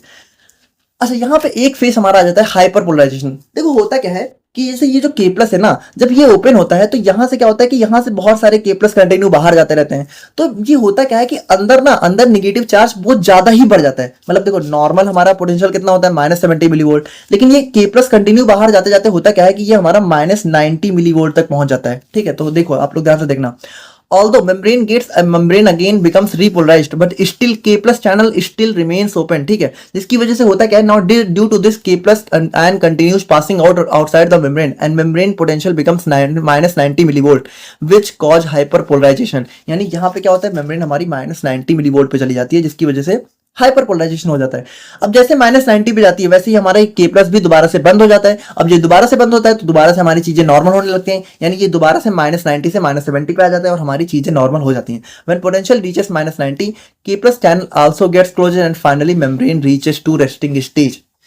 देखो अगर आप लोग अभी भी थोड़ा सा कंफ्यूज हो तो इसमें बोलो सिंपली समझो हुआ क्या रहा है। सबसे पहले जो हमारा पोटेंशियल है, ठीक है, वो हमारा -70 मिलीवोल्ट से जाता है हमारा 30 मिलीवोल्ट पे, ठीक है, और फिर हमारा 30 मिलीवोल्ट से जाता है -90 मिलीवोल्ट पे, ठीक है, और -90 मिलीवोल्ट से दोबारा आ जाता है हमारा -70 पे। तो यहाँ पे देखो -70 को बोलते हैं रेस्टिंग स्टेज, ठीक है, और यहाँ पे 30 मिलीवोल्ट को बोलते हैं हमारे यहाँ पे रीपोलराइजेशन स्टेज, ठीक है, सॉरी डीपोलराइजेशन, ठीक है, और इसके बाद देखो -90 को बोलते हैं हाइपरपोलराइजेशन, और इनके बीच में आता है हमारा रीपोलराइजेशन, और यहाँ पे ये हमारा दोबारा से रेस्टिंग स्टेज आ जाता है। तो इस तरीके से देखो हमारा क्या होता है, हमारा सिग्नल ट्रांसफर होता रहता है, ठीक है। तो देखो थोड़ा सा कंफ्यूजिंग था, आई होप कि आप लोग समझ गए होंगे, नहीं समझे हो तो इसको स्किप कर देना, इतना ज्यादा इंपॉर्टेंट नहीं है। और अगर हम लोग यहाँ पे इसके ग्राफिकल रिप्रेजेंटेशन की बात करें तो देखो बहुत ही सिंपल है, कुछ है नहीं। जैसे यहाँ पे वोल्टेज हो गया, यहाँ पे टाइम हो गया, यहाँ पे देखो हो क्या रहा है, जो हमारा मेम्ब्रेन है वो पहले हमारा -70 पे नॉर्मल था, यानी यहाँ पे देखो ये हमारा रेस्टिंग स्टेज है, तो यहाँ से क्या होता है, सबसे पहले ये डीपोलराइज होता है, तो डीपोलराइज होकर कहाँ जाता है, +35 तक, ठीक है, और उसके बाद ये रीपोलराइज होता है, तो रीपोलराइज होकर तो देखो ये गिरते गिरते ये -90 तक चला जाता है, जिसको हम लोग बोलते हैं हाइपरपोलराइजेशन, और उसके बाद ये दोबारा से रेस्टिंग स्टेज पर चला जाता है, ठीक है। अच्छा, यहाँ पे देखो -55 क्या होता है, ये हमारा एक मिनिमम थ्रेशोल्ड होता है, मतलब जहां से हमारा एक्शन पोटेंशियल जनरेट होना स्टार्ट हो जाता है। जैसे -70 से जब +30 जा रहा होता है तो इसके बीच में एक -55 आता है जो कि हमारा जनरेट करना स्टार्ट कर देता है। और नर्व इंपल्स की बात करें तो नर्व इंपल्स कुछ नहीं, वही चीज है, nerve impulse is a message in the form of electrical signals generate inside the neuron as a result of action potential develop due to arrival of stimulus. यानी स्टिमुलस आता है, एक्शन पोटेंशियल जनरेट होता है, और इसी की वजह से हमारा नर्व इंपल्स जो है जनरेशन होता है, ठीक है, और हमारा ट्रांसमिशन होता है, ठीक। तो आई होप कि आप लोग यहाँ पे समझ गए होंगे, ठीक है, थोड़ा सा कॉम्प्लिकेटेड टॉपिक था बट आई होप थोड़ा सा आप लोग समझ गए होंगे। तो अब हम लोग यहाँ पे बात करते हैं अपने 5th क्वेश्चन के बारे में, जो कि हमारा हो जाता है describe neurotransmitters along with mechanism of neurohumoral transmission, या फिर इसी को आप लोगों से पूछते हैं describe events of signal transmission at a chemical synapse. तो यहाँ पे देखो ये क्वेश्चन पे हम लोग इसलिए देख रहे हैं 5वां, क्योंकि यहाँ पे देखो ताकि थोड़ा सा लाइन से चलता रहे, ठीक है, बाकी इसके बाद हम लोग यहाँ पे सेकंड क्वेश्चन पे अपना आ जाएंगे। तो यहाँ पे देखो न्यूरो ह्यूमोरल ट्रांसमिशन को समझने के लिए सबसे पहले आप लोग को थोड़ा समझना होगा साइनैप्स को। देखो साइनैप्स क्या होता है, देखो ये जो तो हमारे दो न्यूरॉन्स होते हैं इनके बीच में जो स्पेस होता है ना, मतलब देखो ये दोनों फिजिकली नहीं कनेक्ट होते हैं, इनके बीच में थोड़ा स्पेस होता है, इसी को हम लोग बोलते हैं साइनैप्स। तो साइनैप्स से हमारा क्या होता है, junction between two neurons where transmission of nerve impulse takes place, यानी यहीं पे क्या होता है, हमारा न्यूरॉन्स का ट्रांसमिशन होता है, ठीक है, नर्व इंपल्स का। तो अगर हम लोग बात करें synapse allow communication between two neurons and other sales through the use of neurotransmitters. देखो यहाँ पे होता क्या है, हमें यहाँ पे मेनली पढ़ना है अपने न्यूरोट्रांसमीटर्स के बारे में। देखो यहाँ पे जैसा हम लोगों ने देखा कि यहाँ पे इनके बीच में कोई फिजिकल कनेक्शन तो है नहीं, तो यहाँ से मैसेज जो है इनके पास जाता कैसे है, तो यहाँ से मैसेज यहाँ पे जाता है न्यूरोट्रांसमीटर्स के थ्रू। अभी न्यूरोट्रांसमीटर्स क्या होते हैं, कैसे होते हैं, ये सारी चीजें अभी हम लोग देख रहे हैं, ठीक है। Now generally this junction is form between axon terminal of one neuron to the end dendrite of another neuron. देखो यहाँ पे होता क्या है, यहाँ पे ये कहाँ होता है, एक्सॉन टर्मिनल। देखो ये एक्सॉन टर्मिनल हो गया एक न्यूरॉन का, और दूसरे न्यूरॉन का कहाँ हो गया, डेंड्राइट। इन दोनों के बीच में ही हमारा ये जंक्शन देखने को मिलता है, ठीक है। Now neurotransmitters transmit signals from pre synaptic to post synaptic. देखो प्री साइनेप्टिक का मतलब है, देखो ये जो हमारा पहला वाला हो गया इसको हम लोग बोलते हैं प्री साइनेप्टिक न्यूरॉन, इसको हम लोग बोलते हैं पोस्ट साइनेप्टिक न्यूरॉन। तो देखो इनके बीच से इनके बीच में जो हमारा कह सकते हो सिग्नल का ट्रांसमिशन होता है वो हमारा कौन करता है, न्यूरोट्रांसमीटर्स। अभी हम लोग देखते हैं कैसे होता है बाकी सारी चीजें। अगर हम लोग साइनैप्स की बात करें तो साइनैप्स देखो हमारे दो टाइप के होते हैं, पहला हो गया केमिकल साइनैप्स, दूसरा हो गया इलेक्ट्रिकल साइनैप्स। तो यहाँ पे देखो केमिकल साइनैप्स को अगर हम लोग थोड़ा सा देखें तो यहाँ पे देखो कुछ इस टाइप से हमें देखने को मिलता है हमारा केमिकल साइनैप्स।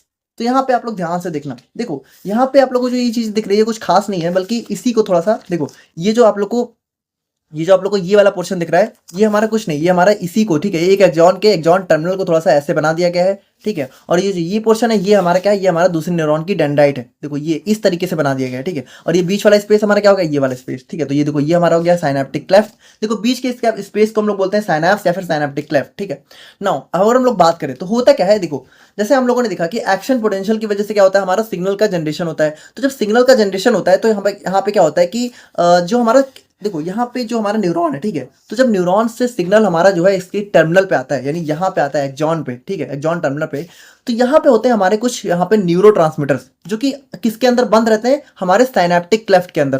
देखो साइनेप्टिक क्लेफ्ट हमारे साइनेप्टिक वेसिकल्स के अंदर ये हमारे बंद रहते हैं, ताकि ये बंद रहे, ठीक है। और इनके अंदर क्या होता है, हमारे न्यूरोट्रांसमीटर्स, ठीक है, ये जो आप लोगों को दिख रहा है ये हमारा न्यूरोट्रांसमीटर्स है। तो होता क्या है कि जब हमारे ये कह सकते हो इम्पल्स का जनरेशन होता है, तो जब हमारा एक्शन पोटेंशियल आता है तो उसकी वजह से क्या होता है कि यहाँ पे हमारे होते हैं कुछ कैल्शियम चैनल्स, ये हमारे ओपन हो जाते हैं। और जैसे ही ओपन होते हैं, जैसे ही हमारा कैल्शियम, ठीक है, ये जो हमारा कैल्शियम है ये आके हमारा इस साइनेप्टिक क्लेफ्ट में आके बाइंड होता है। तो होता क्या है, ये जो हमारी साइनेप्टिक क्लेफ्ट है ये हमारी रप्चर हो जाती है, यानी ब्रेक हो जाती है। और ब्रेक होकर क्या होता है, ये जो न्यूरॉन्स है, ठीक है, सॉरी, ये जो न्यूरोट्रांसमीटर्स हैं ये हमारे यहाँ पे रिलीज होना स्टार्ट हो जाते हैं, ठीक है। देखो यहाँ पे क्या हुआ, न्यूरोट्रांसमीटर रिलीज हो रहे हैं, और जैसे ये रिलीज होते हैं तो यहाँ पे दूसरे न्यूरॉन्स के पास होते हैं इसके कुछ रिसेप्टर्स, ठीक है। तो रिसेप्टर्स क्या होते हैं, मतलब इसके ऊपर ये जाके बाइंड हो जाते हैं, और जैसे ये न्यूरोट्रांसमीटर्स के ऊपर बाइंड होते हैं वैसे ही यहाँ पे क्या होता है, सिग्नल जो है हमारा एक न्यूरॉन से दूसरे न्यूरॉन तक पहुंच जाता है। तो कुछ इस तरीके से हमारे यहाँ पे कह सकते हो हमारा सिग्नल का ट्रांसमिशन होता है, ठीक है। यानी यहाँ पे देखो रिलीज ऑफ न्यूरॉन, यानी न्यूरो ट्रांसमीटर रिलीज होते हैं, रिसेप्टर पे बाइंड होते हैं, और उसके बाद यहाँ पे दूसरे न्यूरॉन पे चले जाते हैं। तो ये होता है हमारा केमिकल साइनैप्स, इसको हम लोग बोलते हैं केमिकल साइनैप्स, क्योंकि क्योंकि यहाँ पे देखो ये जो न्यूरो ट्रांसमीटर्स हैं ये हमारे एक टाइप के केमिकल्स होते हैं जो कि क्या करते हैं, सिग्नल का ट्रांसमिशन करते हैं, इसीलिए इसको हम लोग बोलते हैं केमिकल साइनैप्स। तो अगर हम लोग इसको देखें तो केमिकल साइनैप्स हमारा क्या है, chemical synapse is a junction between two neurons through which signals are transmitted by the release of chemical neurotransmitters. यानी यहाँ पे हमारा सिग्नल कैसे ट्रांसमिशन होता है, न्यूरोट्रांसमीटर्स के रिलीज से, ठीक है। और उसके बाद हम लोग बात करें तो यहाँ पे देखो यहाँ पे कोई भी कंटिन्यूटी नहीं होती है, यानी कि दो न्यूरॉन्स के बीच में कोई भी कनेक्शन नहीं होता है। और यहाँ पे देखो इनके बीच में जो स्पेस होता है इसको हम लोग बोलते हैं साइनेप्टिक क्लेफ्ट। तो यहाँ पे देखो इनके बीच में जो स्पेस साइनेप्टिक क्लेफ्ट हो गया। Neurotransmitter release from vesicles due to generation of action potential, यानी ये न्यूरोट्रांसमीटर कैसे, देखो ऐसा तो है, देखो न्यूरोट्रांसमीटर जनरली क्या होते हैं, इसके अंदर बंद होते हैं, ठीक है, वेसिकल्स के अंदर। लेकिन जब हमारा एक्शन पोटेंशियल आता है तो हमारा कैल्शियम इसके साथ बाइंड होता है और ये हमारे फट जाते हैं और हमारा न्यूरोट्रांसमीटर रिलीज हो जाते हैं। और उसके हम लोग बात करें तो ऑलमोस्ट एवरी साइनैप्स, देखो यहाँ पे ध्यान से समझना कि हमारा एक और टाइप का साइनैप्स होता है, हमारा इलेक्ट्रिकल साइनैप्स, ठीक है। लेकिन जो हमारी बॉडी है तो उसमें ज्यादातर मतलब 99.99% जो हमारे साइनैप्स है वो हमारे केमिकल ही होते हैं, कुछ हमारे बहुत रेयरली हमारे इलेक्ट्रिकल साइनैप्स होते हैं। अब इनके अंदर क्या होता है, इनके अंदर हमारा मेन यही होता है कि इनके अंदर जो है कोई भी मतलब डिसकंटिन्यूटी नहीं होती है, बल्कि अंदर हमारे गैप जंक्शन देखने को मिलते हैं। अब गैप जंक्शन हमारा, अगर आप लोगों ने देखा है हमारा सेल जंक्शन का टॉपिक तो आप लोग को पता होगा, नहीं पता है तो इतना जानो कि इनके अंदर सिंपली क्या होता है कि हमारा एक जंक्शन टाइप कनेक्ट होता है, जिसकी वजह से क्या होता है कि हमारा सिग्नल यहाँ पे डायरेक्टली यहाँ से यहाँ ट्रांसफर हो जाता है, ठीक है। ये कुछ खास नहीं है। Electrical synapse is a type of synapse in which there is a direct connection between pre synaptic and post synaptic. देखो ये प्री साइनेप्टिक, ये पोस्ट साइनेप्टिक, इनके बीच में एक डायरेक्ट कनेक्शन होता है। In electrical synapse transmission occurs very rapidly. देखो यहाँ पे चूंकि क्या होता है कि कोई भी न्यूरो ट्रांसमीटर रिलीज नहीं होना है तो ट्रांसमिशन बहुत फास्ट होता है, लेकिन ये बहुत ही कम होते हैं, इसको आप लोग समझना। They are very fewer in numbers compare to chemical synapse, ठीक है।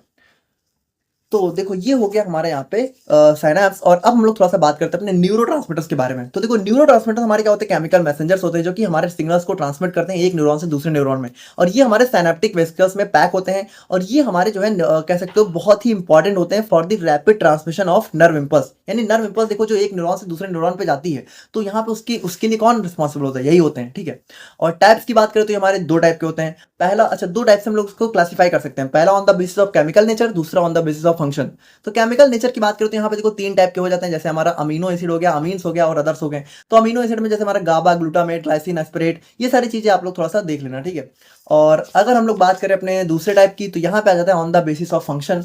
तो on the basis of function भी हमारे तीन टाइप के होते हैं, पहला हो गया एक्साइटेटरी, दूसरा हो गया इनिबिटरी और दूसरा हो गया बोथ। देखो एक्साइटेटरी का मतलब क्या है, एक्साइटेटरी का मतलब ऐसे न्यूरोट्रांसमीटर जो कि किसी चीज को एक्साइट करते हैं, मतलब जैसे मान लो कि हमारी बॉडी में कोई एक्साइटेशन वाला काम हो रहा है तो उसको हमारा ये न्यूरोट्रांसमीटर परफॉर्म करते हैं, ठीक है।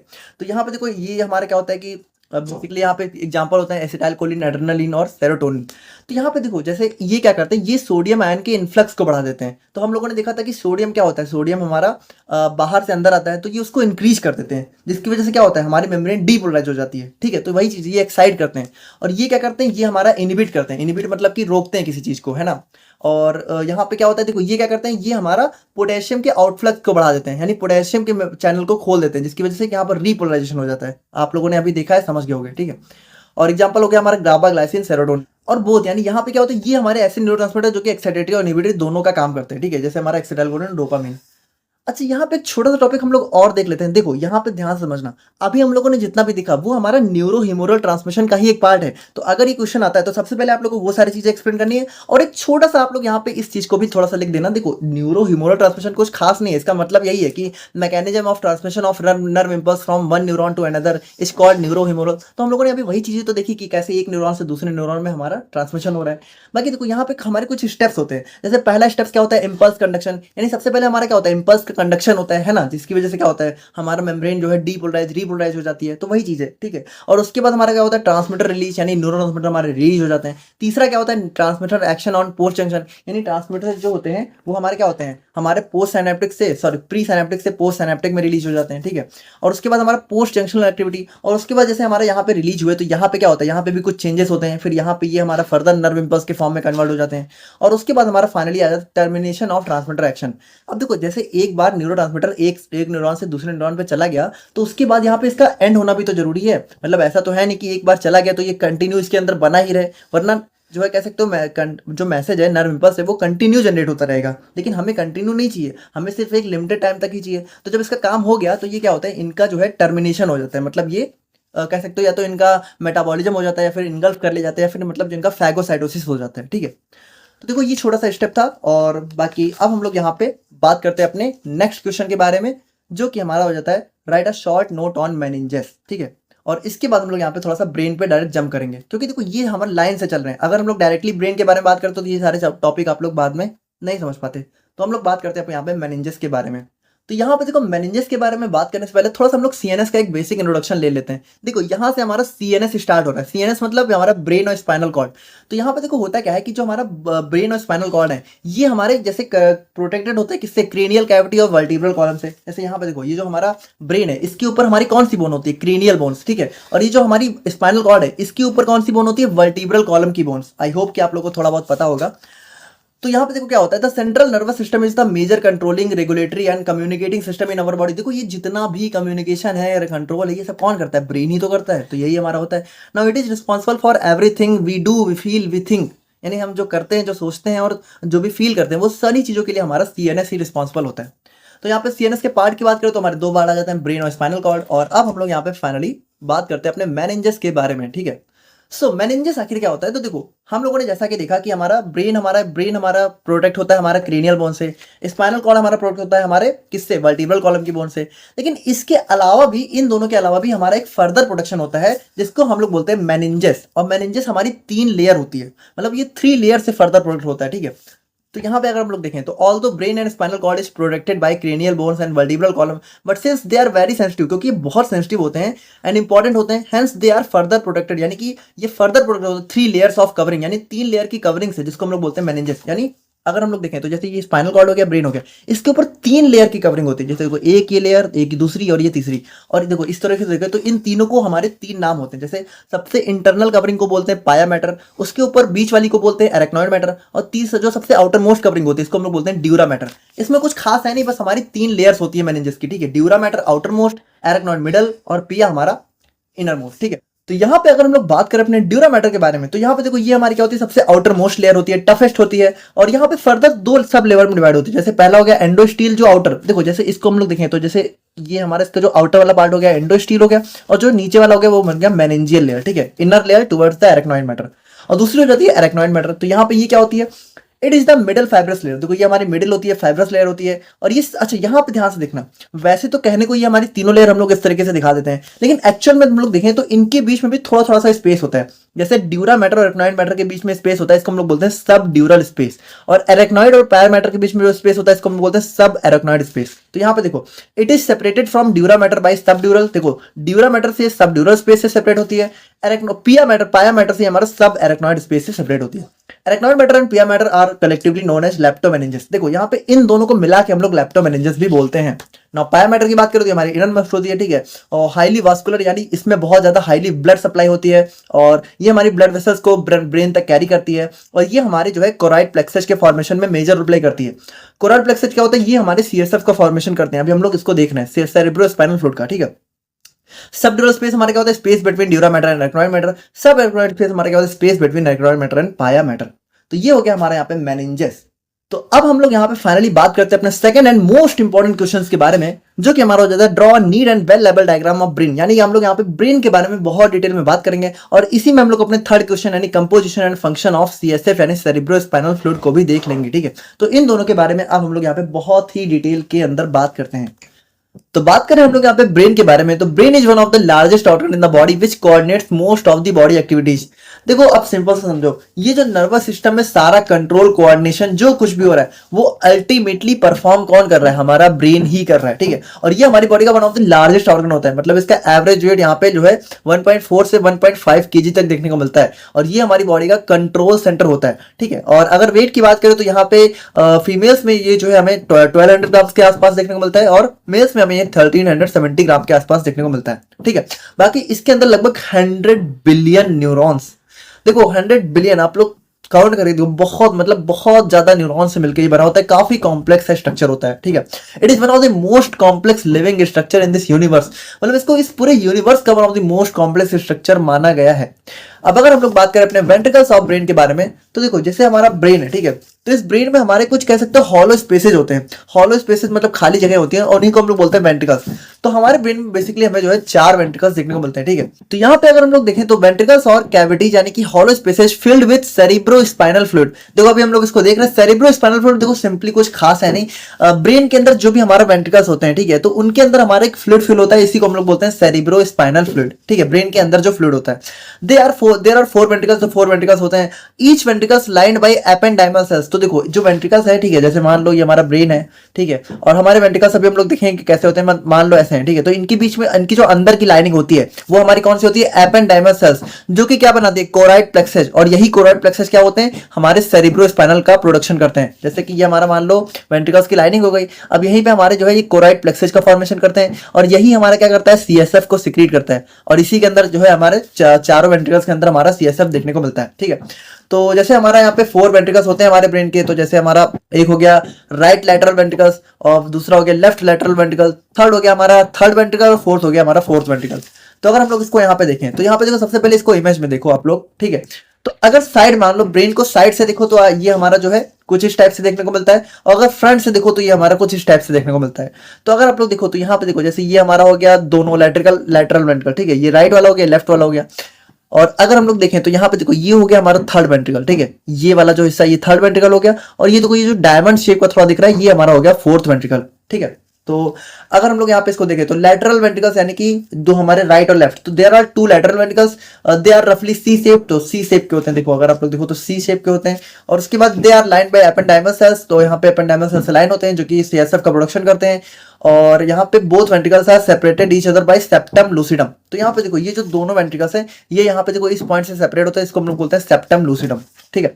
नाउ थर्ड वेंट्रिकल की बात करें तो यहाँ पे देखो it is located below lateral ventricle, यानी कि देखो ये हमारे कहाँ होता है, लैटरल वेंट्रिकल के नीचे होता है, ठीक है। और हमारा क्या होता है यहाँ पे ये हमारा नैरो फनल शेप का होता है, ठीक है, तो उसको आप लोग थोड़ा बहुत देख लेना।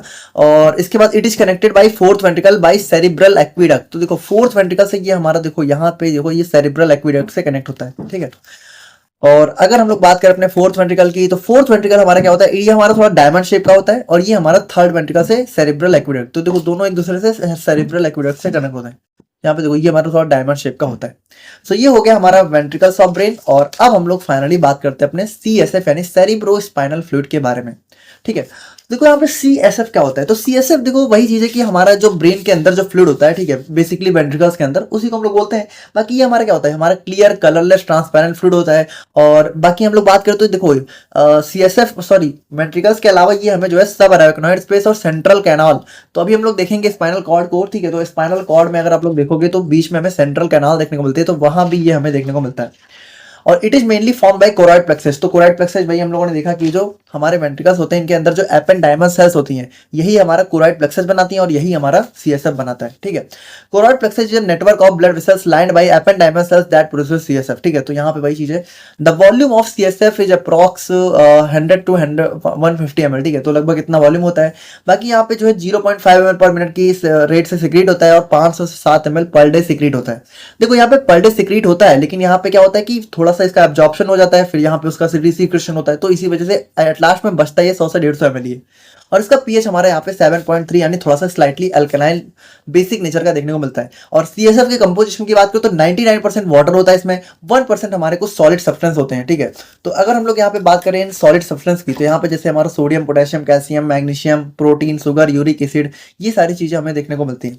और फंक्शंस की बात करें, ठीक है, तो फंक्शंस हमारा क्या होता है, देखो ये हमारा क्या करता है भाई, ये हमारा जो है इट प्रोवाइड्स जो है सपोर्ट, प्रोटेक्ट, मतलब कि हमारे ब्रेन को क्या करता है, सपोर्ट करता है, उसको प्रोटेक्ट करता है, and act as a shock absorbent. तो शॉक एब्जॉर्बेंट का मतलब है कि जैसे मान लो कभी कभी क्या होता है कि सर में अचानक से चोट लग जाए, तो शॉक को ना एब्जॉर्ब कर लेता है, जिसकी वजह से ब्रेन को ज्यादा डैमेज नहीं होने पाता है। तो ये यहाँ पे इस तरीके से काम करता है। बाकी यहाँ पे ब्रेन को न्यूट्रिशन और स्पाइनल कॉर्ड को, इन सबको न्यूट्रिशन प्रोवाइड करने का भी काम करता है।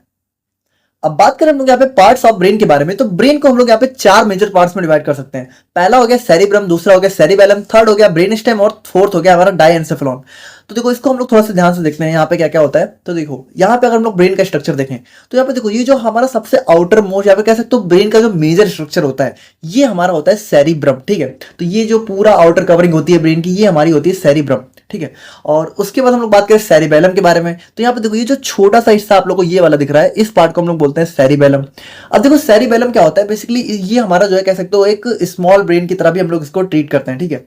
और उसके बाद यहाँ पे जो है हमारा आ जाता है ब्रेन स्टेम। तो यहाँ पे देखो ये इतना पार्ट जो हो जाता है, ठीक है, इसको हम लोग बोलते हैं ब्रेन स्टेम। अब ब्रेन स्टेम के अंदर क्या क्या आ जाता है, हमारा mid brain, Pond's, medulla oblongata, ये तीनों चीजें हमारी ब्रेन स्टेम के अंदर आ जाती हैं। और उसके बाद आ जाता है हमारा डायएन्सेफेलॉन, जिसके अंदर हमारा आ जाता है थैलेमस, हाइपोथैलेमस और एपिथैलेमस। तो देखो इस तरीके से हमें हमारा जो है कुछ ब्रेन का स्ट्रक्चर हमें देखने को मिलता है। और यहाँ पे आ जाती है हमारी पिट्यूटरी ग्लैंड। तो अगर हम लोग बात करें अपने सेरिब्रम के बारे में, ठीक है, तो यहाँ पे देखो it is the largest portion of brain, it is divided into 2 cerebral hemisphere. देखो अगर हम लोग यहाँ पे इसको थोड़ा सा टॉप व्यू से देखें सेरिब्रम को, तो ये हमें जो है कुछ इस तरीके से देखने को मिलता है। तो यहाँ पे देखो इसको हम लोग यहाँ पे 2 पार्ट में डिवाइड कर सकते हैं। एक हो गया हमारे यहाँ पे राइट हेमिस्फीयर और ये दूसरा हो गया हमारे यहाँ पे लेफ्ट हेमिस्फीयर। देखो ये हो गया राइट हेमिस्फीयर, ठीक है, और ये हो गया हमारे यहाँ पे लेफ्ट हेमिस्फीयर। अब अगर हम लोग यहाँ पे बात करें तो it is located in the upper portion of brain responsible for learning and senses. तो यहाँ पे देखो ब्रेन के अपर पोर्शन में हमें यहाँ पे सेरिब्रम देखने को मिलता है और ये हमारा लर्निंग और सेंसेस के लिए रिस्पॉन्सिबल होता है। और सुपरफिशियल लेयर को हम लोग यहाँ पे सेरिब्रल कॉर्टेक्स बोलते हैं। देखो जैसे यहाँ पे ये जो इसकी आउटर मोस्ट लेयर होती है, आउटर मोस्ट, इसको हम लोग बोलते हैं सेरिब्रल कॉर्टेक्स। और उसके बाद हमारा both hemispheres connected by corpus callosum. तो यहाँ पे देखो ये जो दोनों हेमिस्फीयर है ये यहाँ पे बीच में कनेक्टेड होते हैं कॉर्पस कैलोसम से। और उसके बाद यहाँ पे देखो सबसे इंपॉर्टेंट चीज क्या है कि जो राइट हेमिस्फीयर है ये हमारे बॉडी के लेफ्ट साइड को कंट्रोल करता है और जो लेफ्ट हेमिस्फीयर है वो हमारे बॉडी के राइट साइड को कंट्रोल करता है, ठीक है। और अगर हम लोग यहाँ पे बात करें अपने लोब्स ऑफ सेरिब्रम के बारे में, देखो सेरिब्रम थोड़ा सा ज्यादा इंपॉर्टेंट हो जाता है। तो यहाँ पे देखो इसके हमारे 4 लोब होते हैं, आप लोग को स्क्रीन पे दिख रहे होंगे, जिसको हम लोग बोलते हैं, जिसमें हमारे फ्रंटल लोब हो गया, पैराइटल, टेम्पोरल और ऑक्सीपिटल। तो यहाँ पे देखो होता क्या है, जैसे फ्रंटल लोब क्या होता है, इसको हम लोग यहाँ पे मोटर कॉर्टेक्स भी बोलते हैं। देखो मोटर कॉर्टेक्स का मतलब कि हमारी बॉडी के जितने मोटर फंक्शंस होते हैं, ठीक है, जैसे हम लोग बात करें तो हमारा मूवमेंट हो गया और कह सकते हो इसके अलावा जैसे हमारा प्लानिंग और personality, decision making, creativity, concentration, thoughts, इन सबको यहाँ पे कंट्रोल करने का काम हमारा फ्रंटल लोब करता है। और उसके बाद हम लोग बात करें पैराइटल लोब के बारे में, तो यहाँ पे देखो इसको हम लोग यहाँ पे सेंसरी कॉर्टेक्स के नाम से भी जानते हैं। और ये हमारा किसमें logical reasoning, direction, distance, recognition, storage of language, तो इन सबके लिए हमारा यहाँ पे पैराइटल लोब रिस्पॉन्सिबल होता है। देखो ब्रेन में अलग अलग चीजों के लिए अलग अलग लोब रिस्पॉन्सिबल होते हैं, ठीक है। और टेम्पोरल लोब को हम लोग यहाँ पे ऑडिटरी कॉर्टेक्स के नाम से भी जानते हैं। ऑडिटरी मतलब कि ये थोड़ा सा कह सकते हो हियरिंग वगैरह में, जैसे हमारा हियरिंग, स्मेल, ड्रीम्स, इन सब में हमारा टेम्पोरल लोब काम करता है। और लास्ट में आ जाता है हमारा ऑक्सीपिटल लोब। ऑक्सीपिटल यानी कि थोड़ा विजुअल कॉर्टेक्स, यानी ये हमारा जो भी आईज, हमारा जो भी इमेज वगैरह का फॉर्मेशन होता है ये हमारा ऑक्सीपिटल लोब के अंदर ही होता है, ठीक है। और ये हमारे विजन को कंट्रोल करता है। तो ये हो गया हमारे यहाँ पे लोब्स ऑफ सेरिबेलम। और अब हम लोग यहाँ पे बात करते हैं सेरिबेलम के बारे में। तो देखो सेरिबेलम क्या होता है, it is the second largest, यानी कि देखो सेरिब्रम के बाद सेकंड लार्जेस्ट पोर्शन हमारा सेरिब्रम होता है, और इसको हम लोग लिटिल ब्रेन के नाम से भी जानते हैं। और it is located below the posterior part of cerebrum, ठीक है। तो यहाँ पे दिखा, आप लोगों ने लोकेशन देखी थी। और स्ट्रक्चरली यहाँ पे देखो, जो हमारा सेरिबेलम है ये भी हमारा सेरिब्रम की तरह होता है, और यहाँ पे सेरिब्रम की तरह ही ये हमारा टू सेरिबेलर हेमिस्फीयर में भी डिवाइड होता है, ठीक है। लेकिन यहाँ पे देखो इंपॉर्टेंट चीज क्या है कि यहाँ पे राइट वाला राइट को ही कंट्रोल करता है, लेफ्ट वाला लेफ्ट को ही कंट्रोल करता है। और the cerebellum controls muscle contraction, movement, balance of body and posture. It also plays major role in cognition, यानी कि लर्निंग में भी ये मेजर रोल प्ले करता है, ठीक है। और बात करें हम लोग यहाँ पे ब्रेन स्टेम के बारे में, तो ब्रेन स्टेम जैसे कि इसमें हमारे 3 पार्ट आ जाते हैं, ठीक है। तो ब्रेन स्टेम हमारा क्या होता है, स्टेम लाइक, यानी तना। स्टेम मतलब क्या होता है, तना। तो जैसे पेड़ पौधे का तना दिखता है, वैसे ये हमारा ब्रेन के एक तने टाइप का दिखता है, स्टेम टाइप का, ठीक है। और यहाँ पे ये हमारे स्पाइनल कॉर्ड से डायरेक्टली कनेक्टेड होता है, और it is mainly composed of mid brain, pons and medulla oblongata. तो मिड ब्रेन की बात करें तो यहाँ पे देखो ये क्या होता है, ये हमारे ब्रेन का one of the smallest portion होता है, और ये हमारे मेनली सेंसरी ऑर्गन्स जैसे कि आई और ईयर्स को कंट्रोल करता है।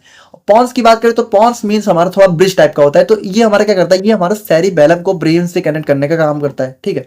और ये हमारा जैसे स्लीप साइकिल, ब्रीथिंग रेट, और यहाँ पे सिग्नल रीच, ठीक है, from brain to body from through the pons. यानी कि देखो यहाँ पे ब्रेन से बॉडी में जो सिग्नल है वो हमारे पॉन्स के थ्रू ही रीच करते हैं, ठीक है। Now it maintains balance between body and mind, और बॉडी एंड माइंड के बीच में बैलेंस भी बनाने का काम करता है। और मेडुला ऑब्लंगेटा की बात करें तो यहाँ पे देखो ये हमारा लोअर मोस्ट पोर्शन, यानी कि देखो ये ब्रेन का जो सबसे लास्ट पोर्शन होता है, जहां पे ब्रेन बिल्कुल खत्म हो जाता है, लोअर मोस्ट में वहां पे होता है हमारा मेडुला ऑब्लंगेटा। ये हमारा डायरेक्टली स्पाइनल कॉर्ड से कनेक्ट होता है, और ये हमारे मेनली इनवॉलेंट्री एक्शन, यानी ऐसे एक्शन जो हमारे कंट्रोल में नहीं होते हैं, जैसे blood circulation, heart rate, yawning, blinking, vomiting, ये सारी चीजों को कंट्रोल हमारा मेडुला ऑब्लंगेटा करता है, ठीक है। तो ये हो गए हमारे बेसिकली ब्रेन स्टेम। और फाइनली हम लोग बात करते हैं अपने लास्ट पार्ट की, जिसमें आ जाता है हमारा डाईएंसेफ्लॉन। तो डाईएंसेफ्लॉन देखो क्या होता है, इट इज द पोस्टीरियर, यानी कि देखो ये हमारे पीछे वाले हिस्से में देखने को मिलता है ब्रेन के, that connects mid brain with the cerebrum. तो ये मिड ब्रेन को सेरिब्रम से कनेक्ट करता है। It mainly composed of thalamus, hypothalamus and epithalamus. तो थैलेमस की अगर हम लोग बात करें तो थैलेमस क्या होता है, it is the gateway of brain as nearly all sensory inputs pass through it. देखो यहाँ पे सेंसरी नर्व्स क्या होती हैं, जो कि हमारा कह सकते हो बॉडी से ब्रेन तक सिग्नल लेके जाती हैं। तो यहाँ पे जितने भी सिग्नल होते हैं उनका गेटवे होता है हमारा, जो कि यहीं से हमारी सारी सेंसरी नर्व्स जाती हैं और अलग अलग रीजन में पहुंच जाती हैं जहां भी रिक्वायरमेंट होती है। It receives information from all sensory nerves, ठीक है, यानी कि सभी से इन्फॉर्मेशन लेता है और उसके बाद ब्रेन के डिफरेंट डिफरेंट रीजन में भेज देता है जहां जरूरत होती है। हाइपोथैलेमस की बात करें तो hypothalamus is the small but most important portion of brain. देखो यहाँ पे बहुत ही ज्यादा इंपॉर्टेंट पोर्शन होता है, क्योंकि यहाँ पे देखो अगर हम लोग बात करें तो यहाँ पे जितनी भी टाइप की फीलिंग होती है, इमोशन होता है, anger, fear, love, hate, happiness, hobby, hunger, thrust, यानी देखो ये जितना भी हम लोग की फीलिंग वगैरह होती है उन सबको कंट्रोल हमारा हाइपोथैलेमस ही करता है, ठीक है। और बात करें हम लोग यहाँ पे एपिथैलेमस के बारे में, तो यहाँ पे देखो एपिथैलेमस हमारा जो है स्मॉल रीजन होता है, superior and posterior to thalamus, ठीक है। और उसके बाद यहाँ पे इसके अंदर में पाइनियल ग्लैंड देखने को मिलती है, जो कि हमारा क्या करती है, मेलाटोनिन को सिक्रीट करती है, जो कि हमारा एक टाइप का स्लीप हार्मोन होता है, ठीक है। तो ये हो गया हमारे यहाँ पे कंप्लीट आंसर ऑन ब्रेन। तो अब हम लोग यहाँ पे फाइनली बात करते हैं अपने यूनिट 1 से लास्ट क्वेश्चन के बारे में, जो कि हमारा हो जाता है describe the structure and function of spinal cord along with the concept of reflex activity. तो बात करें हम लोग यहाँ पे स्पाइनल कॉर्ड के बारे में, तो स्पाइनल कॉर्ड हमारी क्या होती है, एक थिन ट्यूब लाइक स्ट्रक्चर होती है, जो कि स्टार्ट होती है मेडुला ऑब्लंगेटा से और एक्सटेंड करती है first and second lumbar vertebra तक, ठीक है। तो यहाँ पे देखो ये जो हमारी ब्रेन से जो एक्सटेंशन निकली होती है इसी को हम लोग बोलते हैं स्पाइनल कॉर्ड, और ये हमारी कहाँ तक होती है, तो अगर हम लोग यहाँ पे अभी इसको देखें, ठीक है, तो यहाँ पे देखो इसका स्ट्रक्चर हम लोग देखें तो ये हमारी जो है, जैसे हमारी जो वर्टिब्रल कॉलम्स की बोन्स होती हैं, तो अगर आप लोगों ने पढ़ी है तो आप लोगों को पता होगा, एक हमारी होती है सर्वाइकल, थोरैसिक, लंबर, सैक्रम, सुगॉकिक्स, ये हमारी क्या होती हैं, वर्टिब्रल कॉलम की बोन्स होती हैं।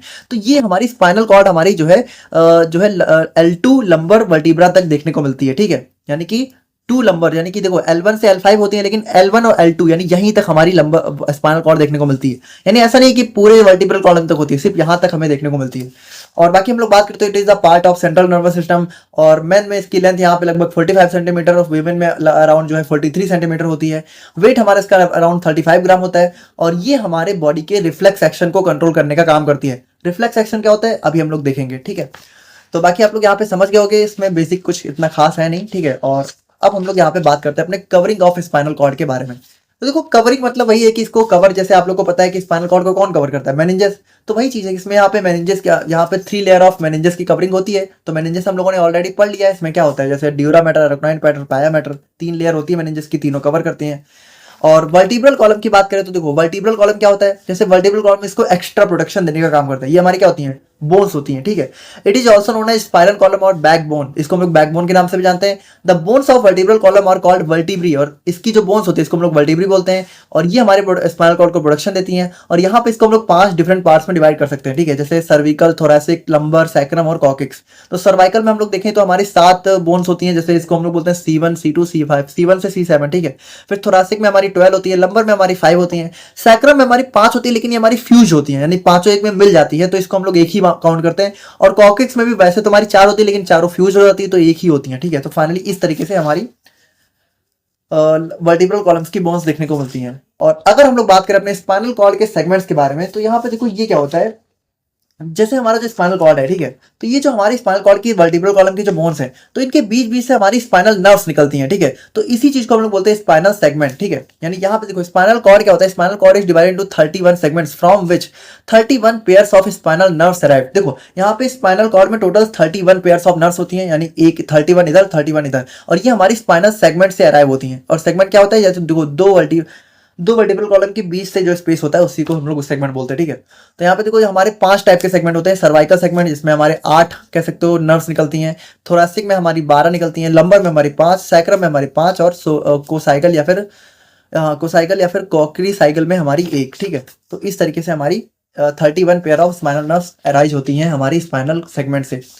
और स्पाइनल कॉर्ड एनलार्जमेंट्स की बात करें तो यहाँ पे देखो होता क्या है कि जो हमारी स्पाइनल कॉर्ड होती है, ये हमारी 2 जगह थोड़ी सी एनलार्ज, मतलब कि थोड़ी कह सकते हो फूली हुई देखने को मिलती है। कहाँ कहाँ, एक एनलार्जमेंट हमारा होता है सर्वाइकल, दूसरा होता है लंबर। सर्वाइकल मतलब कि जो सर्वाइकल वर्टिब्रा के पास होता है, तो देखो सर्वाइकल हमारा ऊपर पार्ट में होता है। तो यहाँ पे देखो C4 से T1, यानी C4 वर्टिब्रा से T1 वर्टिब्रा तक जो हमारा एनलार्जमेंट होता है, इसको हम लोग बोलते हैं सर्वाइकल एनलार्जमेंट। और लंबर एनलार्जमेंट की बात करें तो हमारे यहाँ पे T9 से T12 तक का जो एनलार्जमेंट होता है, यानी ये जो लोअर पार्ट में जो एनलार्जमेंट होता है, इसको हम लोग बोलते हैं लंबर एनलार्जमेंट, ठीक है। और अगर हम लोग बात करें अपने internal anatomy of spinal cord के बारे में, यानी कि स्पाइनल कॉर्ड के अंदर से हमें किस तरीके से देखने को मिलता है, तो देखो अगर हम लोग अपने स्पाइनल कॉर्ड को थोड़ा सा इस तरीके से बीच से काट के, ठीक है, और इसके अंदर वाले पार्ट को थोड़ा इस तरीके से जूम करके देखें, तो ये हमें कुछ इस तरीके से देखने को मिलता है। तो यहाँ पे देखो spinal cord is composed of an inner core of grey matter surrounded by an outer covering of white matter.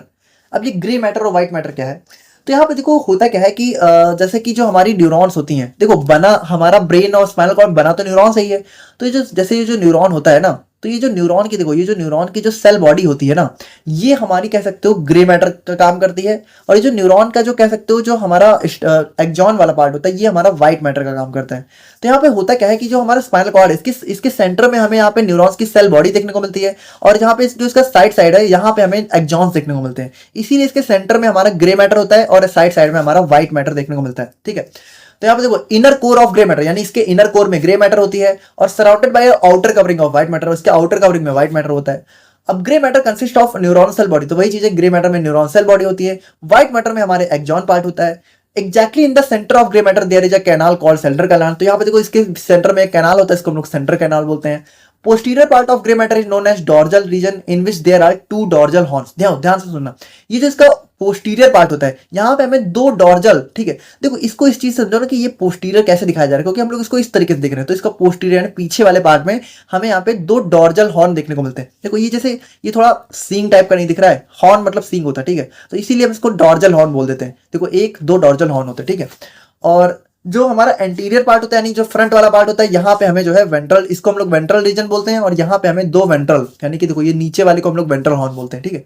बाकी इसमें कुछ खास है नहीं। The grey matter in spinal cord resembles the shape of butterfly, और यहाँ पे देखो ये हमारा थोड़ा बटरफ्लाई शेप का होता है, यानी ये जो ग्रे मैटर होता है। तो अगर आप लोग यहाँ पे देखो तो जैसे ये व्हाइट मैटर हो गया, ग्रे मैटर हो गया, डॉर्जल रीजन हो गया, वेंट्रल रीजन हो गया, सेंट्रल कैनाल हो गया, ठीक है।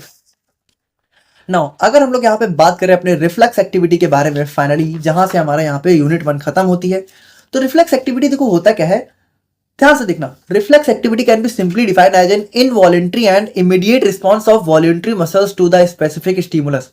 देखो होता क्या है कि आप लोग को पता होगा कि जो हमारा इनवॉलेंट्री एक्शन है वो इनवॉलेंट्री मसल्स परफॉर्म करती हैं, और वॉलेंट्री, इनवॉलेंट्री मतलब जो हम अपनी मर्जी से नहीं करते हैं, अपने आप होता है, और वॉलेंट्री मतलब जो हम लोग अपनी मर्जी से करते हैं। तो वॉलेंट्री मसल्स कौन कौन सी होती है? जैसे हाथ पैर की मसल्स क्या होती है? वॉलेंट्री होती हैं, उनसे हम लोग अपनी इच्छा से, मतलब हम लोग हाथ चाहे तो हिलाएं, ना चाहे तो ना हिलाएं, है ना। लेकिन हार्ट बीट की बात करें तो वो अपने आप ही होती है, उसको हम लोग रोक नहीं सकते। लेकिन यहाँ पे रिफ्लेक्स एक्टिविटी थोड़ा स्पेशल होती है, मतलब ये परफॉर्म तो वॉलेंट्री मसल्स करती हैं, लेकिन एक्शन इनवॉलेंट्री होता है। मतलब कह सकते हो कि परफॉर्म जैसे मान लो हमारा हाथ करेगा, लेकिन हाथ अपने आप ही करेगा, हम लोग जानबूझ के नहीं करवाएंगे। तो इसमें होता क्या है, देखो ये बहुत इंस्टेंट रिस्पॉन्स होता है। अगर हम लोग इसको बिल्कुल सिंपली समझना चाहें तो इसमें होता क्या है, जैसे कभी कभी आप लोगों ने फील किया होगा कि कभी कभी कहीं भी अगर आप लोग गर्म जगह पे, बहुत गर्म जगह पे हाथ रखो तो वो हाथ तुरंत अपने आप पीछे नहीं हटा लेते हो आप लोग? क्या आप लोग सोचते हो कि वो उस गर्म जगह पे हाथ रख के हम बहुत देर बाद हटाएं? वहां पे हाथ अपने आप तुरंत नहीं पीछे हट जाता है। तो वहां पे क्या होगा कि वो एक्शन इनवॉलंटरी हो गया, अपने आप हो गया। तो इसी चीज को हम लोग बोलते हैं रिफ्लेक्स एक्टिविटी, ठीक है। The pathway followed by nerve impulse that produces the reflex activity is known as reflex arc, ठीक है। और यहाँ पे देखो ये जो रिफ्लेक्स एक्टिविटी है, इसको पाथवे जो होता है इसको हम लोग बोलते हैं reflex arc. If the reflex action is produced by brain then it is known as cranial reflex. देखो रिफ्लेक्स एक्टिविटी दोनों से हो सकती है, ब्रेन से भी हो सकती है, स्पाइनल से भी हो सकती है, लेकिन ज्यादातर हमारी स्पाइनल कॉर्ड से ही देखने को मिलती है, ठीक है। और इसको हम लोग बोलते हैं स्पाइनल रिफ्लेक्स। अब अगर हम लोग देखें तो are reflex are contain 5 major components, ठीक है। तो यहाँ पे देखो अगर हम लोग थोड़ा सा इसको देखें तो यहाँ पे देखो होता क्या है कि जैसे मान लो यहाँ पे क्या दिखाया जा रहा है कि मान लो अगर किसी गर्म जगह पे हम लोग हाथ रख रहे हैं, ठीक है, तो यहाँ पे क्या होता है कि जो हमारा हाथ है वो अपने आप हट जाता है। तो यहाँ पे होता क्या है, कैसे हटता है, तो यहाँ पे देखो जैसे हम लोगों ने हाथ रखा, ठीक है, तो जैसे ही गर्म जगह पे हाथ गया तो सिग्नल क्या हुआ, हमारा न्यूरॉन से होते हुए हमारा स्पाइनल कॉर्ड तक गया, ठीक है। अब स्पाइनल कॉर्ड में जैसे ही हमारा सिग्नल गया तो देखो जनरली क्या होता है कि पहले जो हमारा सिग्नल है वो हमारे स्पाइनल कॉर्ड में जाता है, और स्पाइनल कॉर्ड से हमारा ब्रेन में जाता है। लेकिन ये जो रिफ्लेक्स एक्टिविटी इसमें क्या होता है कि इसमें हमारा सिग्नल ब्रेन में ना जाके डायरेक्ट स्पाइनल कॉर्ड से ही हमारा एक्शन जनरेट हो जाता है। तो स्पाइनल कॉर्ड नहीं तुरंत क्या करता है, यहाँ पे हमारा जो है इफेक्टर मसल्स यानी कि जो हमारा मसल्स है उसको दोबारा से सिग्नल भेज देता है, ठीक है, कमांड जनरेट कर देता है, और ये हाथ हमारा तुरंत हट जाता है, ठीक है। यानी देखो सेंसरी हमारा क्या होता है, जो सिग्नल को ऑर्गन से सेंट्रल यानी सीएनएस तक लेके जाते हो, सीएनएस में हमारे स्पाइनल कॉर्ड भी तो आता है, तो स्पाइनल कॉर्ड तक जो लेके जाती है वो सेंसरी हो गई, और स्पाइनल कॉर्ड से जो है कह सकते हो ऑर्गन तक लेके जाने वाली मोटर। तो यहाँ पे क्या होता है, इस तरीके से सिग्नल जाता है और मोटर से वापस आता है, हम लोग हाथ हटा लेते हैं, ठीक है। तो यहाँ पे वही चीज है कि रिसेप्टर, देखो रिसेप्टर मतलब क्या होता है कि यहाँ पे रिसेप्टर मतलब कि जो हमारा रिसेप्ट मतलब कि जहाँ पे एक्शन हो रहा है, ठीक है, जहाँ पे स्टिमुलस जनरेट हो रहा है। सेंसरी न्यूरॉन्स यानी कि जो सेंसरी लेके जाती हैं, और उसके बाद हम लोग बात करें यहाँ पे देखो, ठीक है, तो सेंसरी न्यूरॉन्स यानी कि जो सेंसरी लेके जाती हैं। कंट्रोल सेंटर यानी कि हमारा स्पाइनल कॉर्ड हो गया फिलहाल यहाँ पे, ठीक है। और मोटर न्यूरॉन्स यानी कि जो मोटर से, और इफेक्टर, इफेक्टर मतलब कि जो जहां से हमारा इफेक्ट परफॉर्म होता है। तो ये था हमारा यहाँ पे complete unit 1 important questions and their answers. I hope कि आप लोगों को चीजें समझ में आ गई होंगी, और थोड़ा सा 1 घंटे से ज्यादा टाइम लग गया क्योंकि डेफिनेटली ये यूनिट हमारी one of the lengthiest unit है पूरे एचईपी के अंदर, और इसको भी हम लोगों ने देखा जाए तो काफी कम टाइम में ही कवर कर लिया है। और मिलते हैं हम लोग यहाँ पे नेक्स्ट वीडियोज में, तब तक के लिए थैंक यू सो मच।